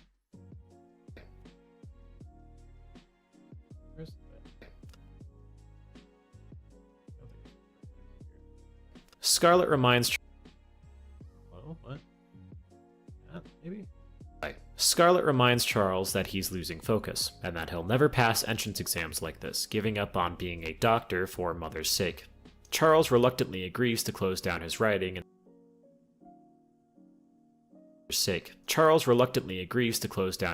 and start studying when C messages him. Telling Scarlett to wait a moment, Charles reads the message. I'll be leaving to the heavenly kingdom soon.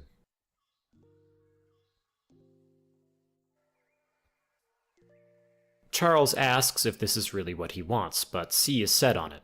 Charles offers to accompany C, and C accepts, mentioning that it will be the first and last time they see each other.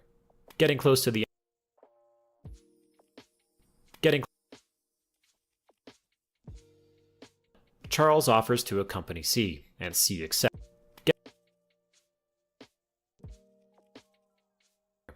Getting close to see each other. Getting close to the end of the conversation, Scarlett presses the off button.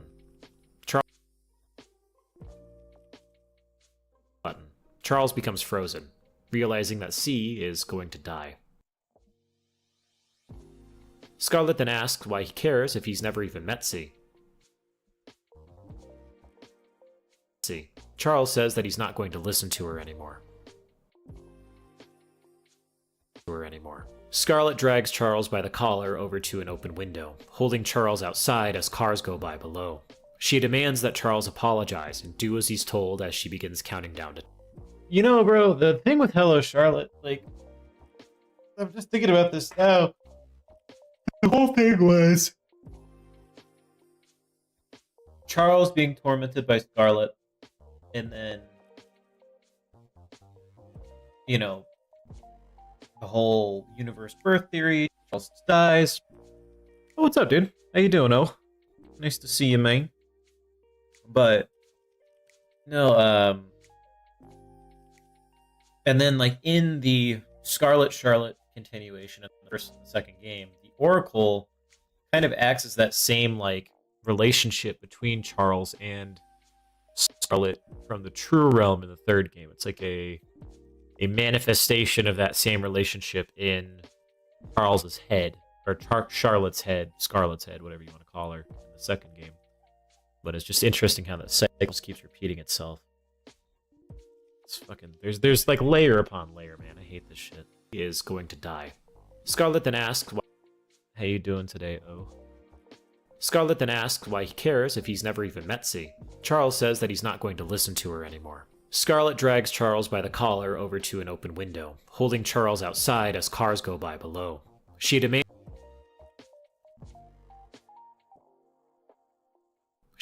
that Charles apologize and do as he's told as she begins counting down to 10. Charles has to see C no matter what. And if he falls now, he won't be able to. Charles apologizes at the last second. Scarlet tells him to get back inside and do as he's told, and he won't become a good-for-nothing. Checking in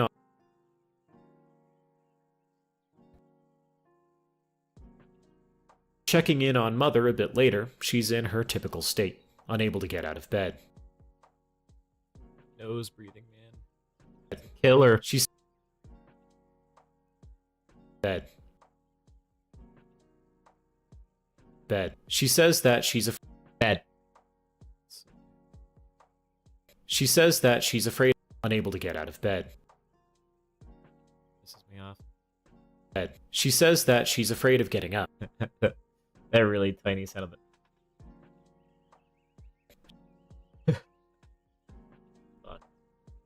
Trying to go crazy. Let's see. She says that she's afraid of getting up or doing anything out of bed. She says that she's afraid of getting up or doing anything. As soon as she does, she just panics and becomes incredibly fatigued. She's out of medication, so there's not much they can do but wait. Charles says that he'll study hard to become a doctor so that she won't have to worry about anything. Mother tells him not to push too hard. Be a good...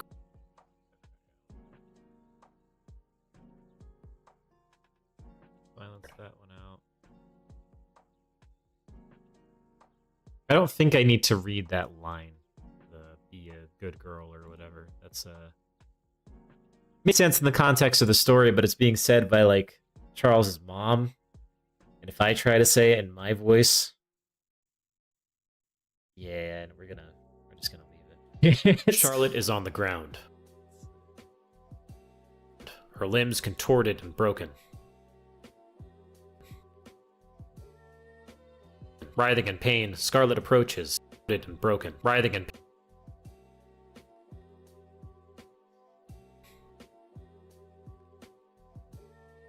Writhing in pain, Scarlet approaches, saying that she's the one who stabbed and threw Charlotte out of a window. Kicking one of Charlotte's legs, Scarlet gives her a reason for why she's doing this. Mainly because she's sick of watching Charlotte hurt other people, and there's been no one else to punish her. Placing her foot on Charlotte's head, Scarlet says that if Henri is ever in danger again, she'll do worse than break her legs. We are Charlotte asks what the coming up on exactly 2 hours of editing. Let's see. So we are at 23 minutes 22 seconds. We have cut down about a minute via editing, breaths and dead air and stuff like that. I mean, I think that it's still going to be just fine. Let me listen to this part again. If there's something that's troubling you right now, or you don't think you can go on anymore, please remember that a new day will come. I'm sorry I couldn't stay with you. I'll have to kind of... Just remember that a new day will come. That when the time comes, but that sounds good. Sibilify? Sibilify? Is that the term? Sibilify? You take off the S's. Reese's?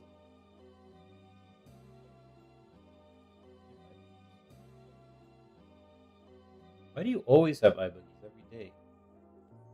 I get it too, so it's... I know. Hang on. Sorry. Let me choke you out here. There we go. Come here. Come here, little buddy.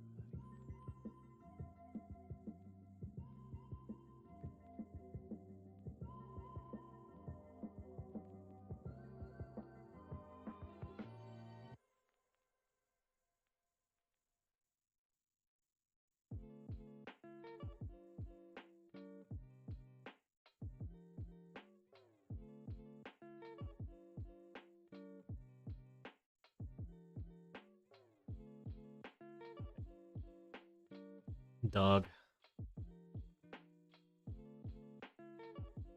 Dog moment.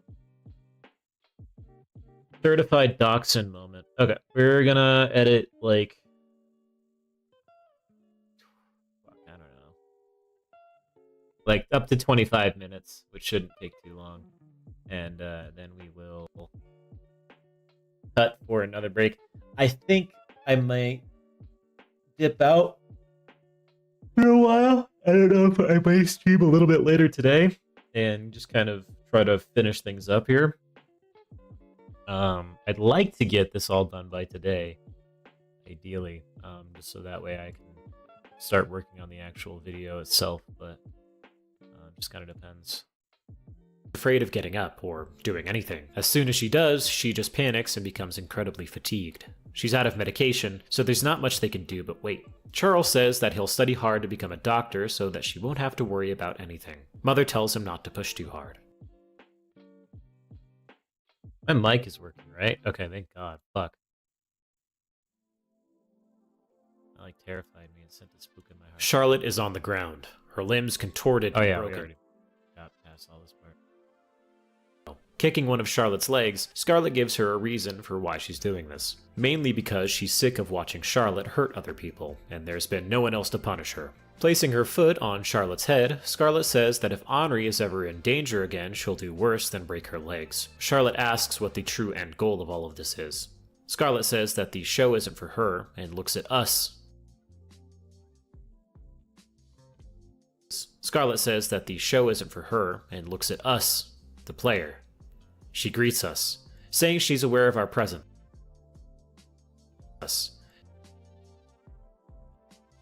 Those S's greets us, saying she's aware of our presence.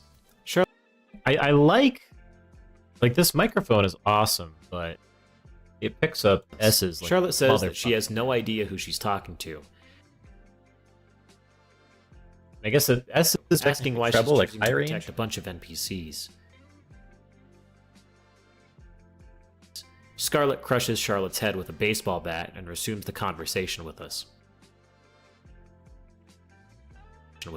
She says that she has the most vivid memories of the true realm, and that by using Link on Charlotte, she can show us the truths of this world. She turns to Charlotte's corpse, noting that at this point she's no better than Charlotte is, but she can't play by the rules anymore. We cut back to Charlotte sometime later, laying... Oh, fuck. Okay. Rules anymore. My leg. The rules anymore. We cut back to Charlotte sometime later, laying in the... Hate that. Like, it's just like a natural thing when you talk, you kind of breathe out of your nose a little bit, but it's like, dude, fuck. Laying in the infirmary with Charles nearby.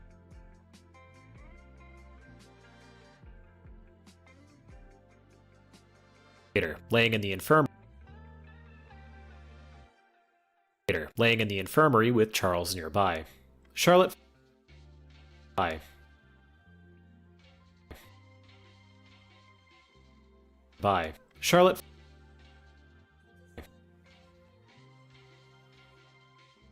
Charlotte fills Charles. Fuck. That maybe? 5. Charlotte fills Charles in on the Scarlet feud. The Scarlet feud. She also reveals that since Scarlet has been the one linking with her, she knows Charles's relationship to her. She asks how this Scarlet is any different from the one who tormented Charles while he was in the True Realm. Charles explains that this version of Scarlet is based on his imagined version of her. She's the sister he wanted to have, so she shouldn't be hostile.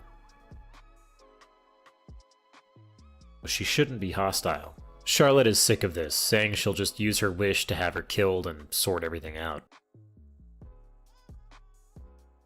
Charles says she shouldn't be so hasty. If she does this, her story will end immediately. Charlotte is once again dismissive of this warning and heads home to sleep. And yeah, we're just gonna leave this.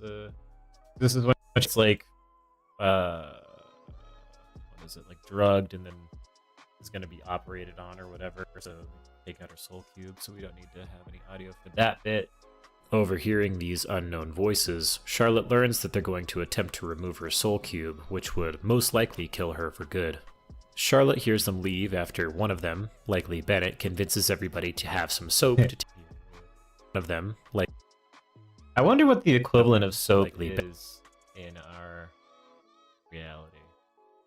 Likely Bennett convinces it wouldn't be everybody to have alcohol. some soap to take the edge off. Because Charlotte, like alcohol doesn't make you want to like work for 18 hours straight without having any like drawbacks. Cocaine? Yeah. Yeah, probably. likely Bennett convinces everybody to have some soap to take the edge off. Or crack. I don't know. Can I talk about drugs on YouTube? I'm not like condoning the use of them. Can you talk about drugs on YouTube? Hard drug user creation. Yeah. Okay. Like, I'm not saying, hey, here's exactly the instructions, go to the store and buy it. Charlotte miraculously gets up and makes her escape. Reaching the elevator, Charlotte enters only to be cornered by Scarlet, who knocks her out with a baseball bat once again. Why is there's like a bump here? What is this? Oh. Okay. Alright, that's probably good. I'll be honest. Let me just make sure it saves. We're at 25 minutes. Holy shit. 2 hours completed on the script there, or the read there. And that's not including, that's 2 hours. Let's say about like 30 minutes spent on, not even. Like maybe like 15 minutes spent between the first section, the second section. Yeah. That should be good. Alright. Well, if any of y'all are still here, let's see. There we go. Thank you guys for watching. I appreciate you all. Watching the VOD back for whatever reason, if you just want background noise or anything like that. Thank you for watching through that. I don't know if you're still here. Thank you for dropping by the stream. Thank you, Soul Survivor, for the conversation. Everybody have a good rest of your day, and the video should be coming out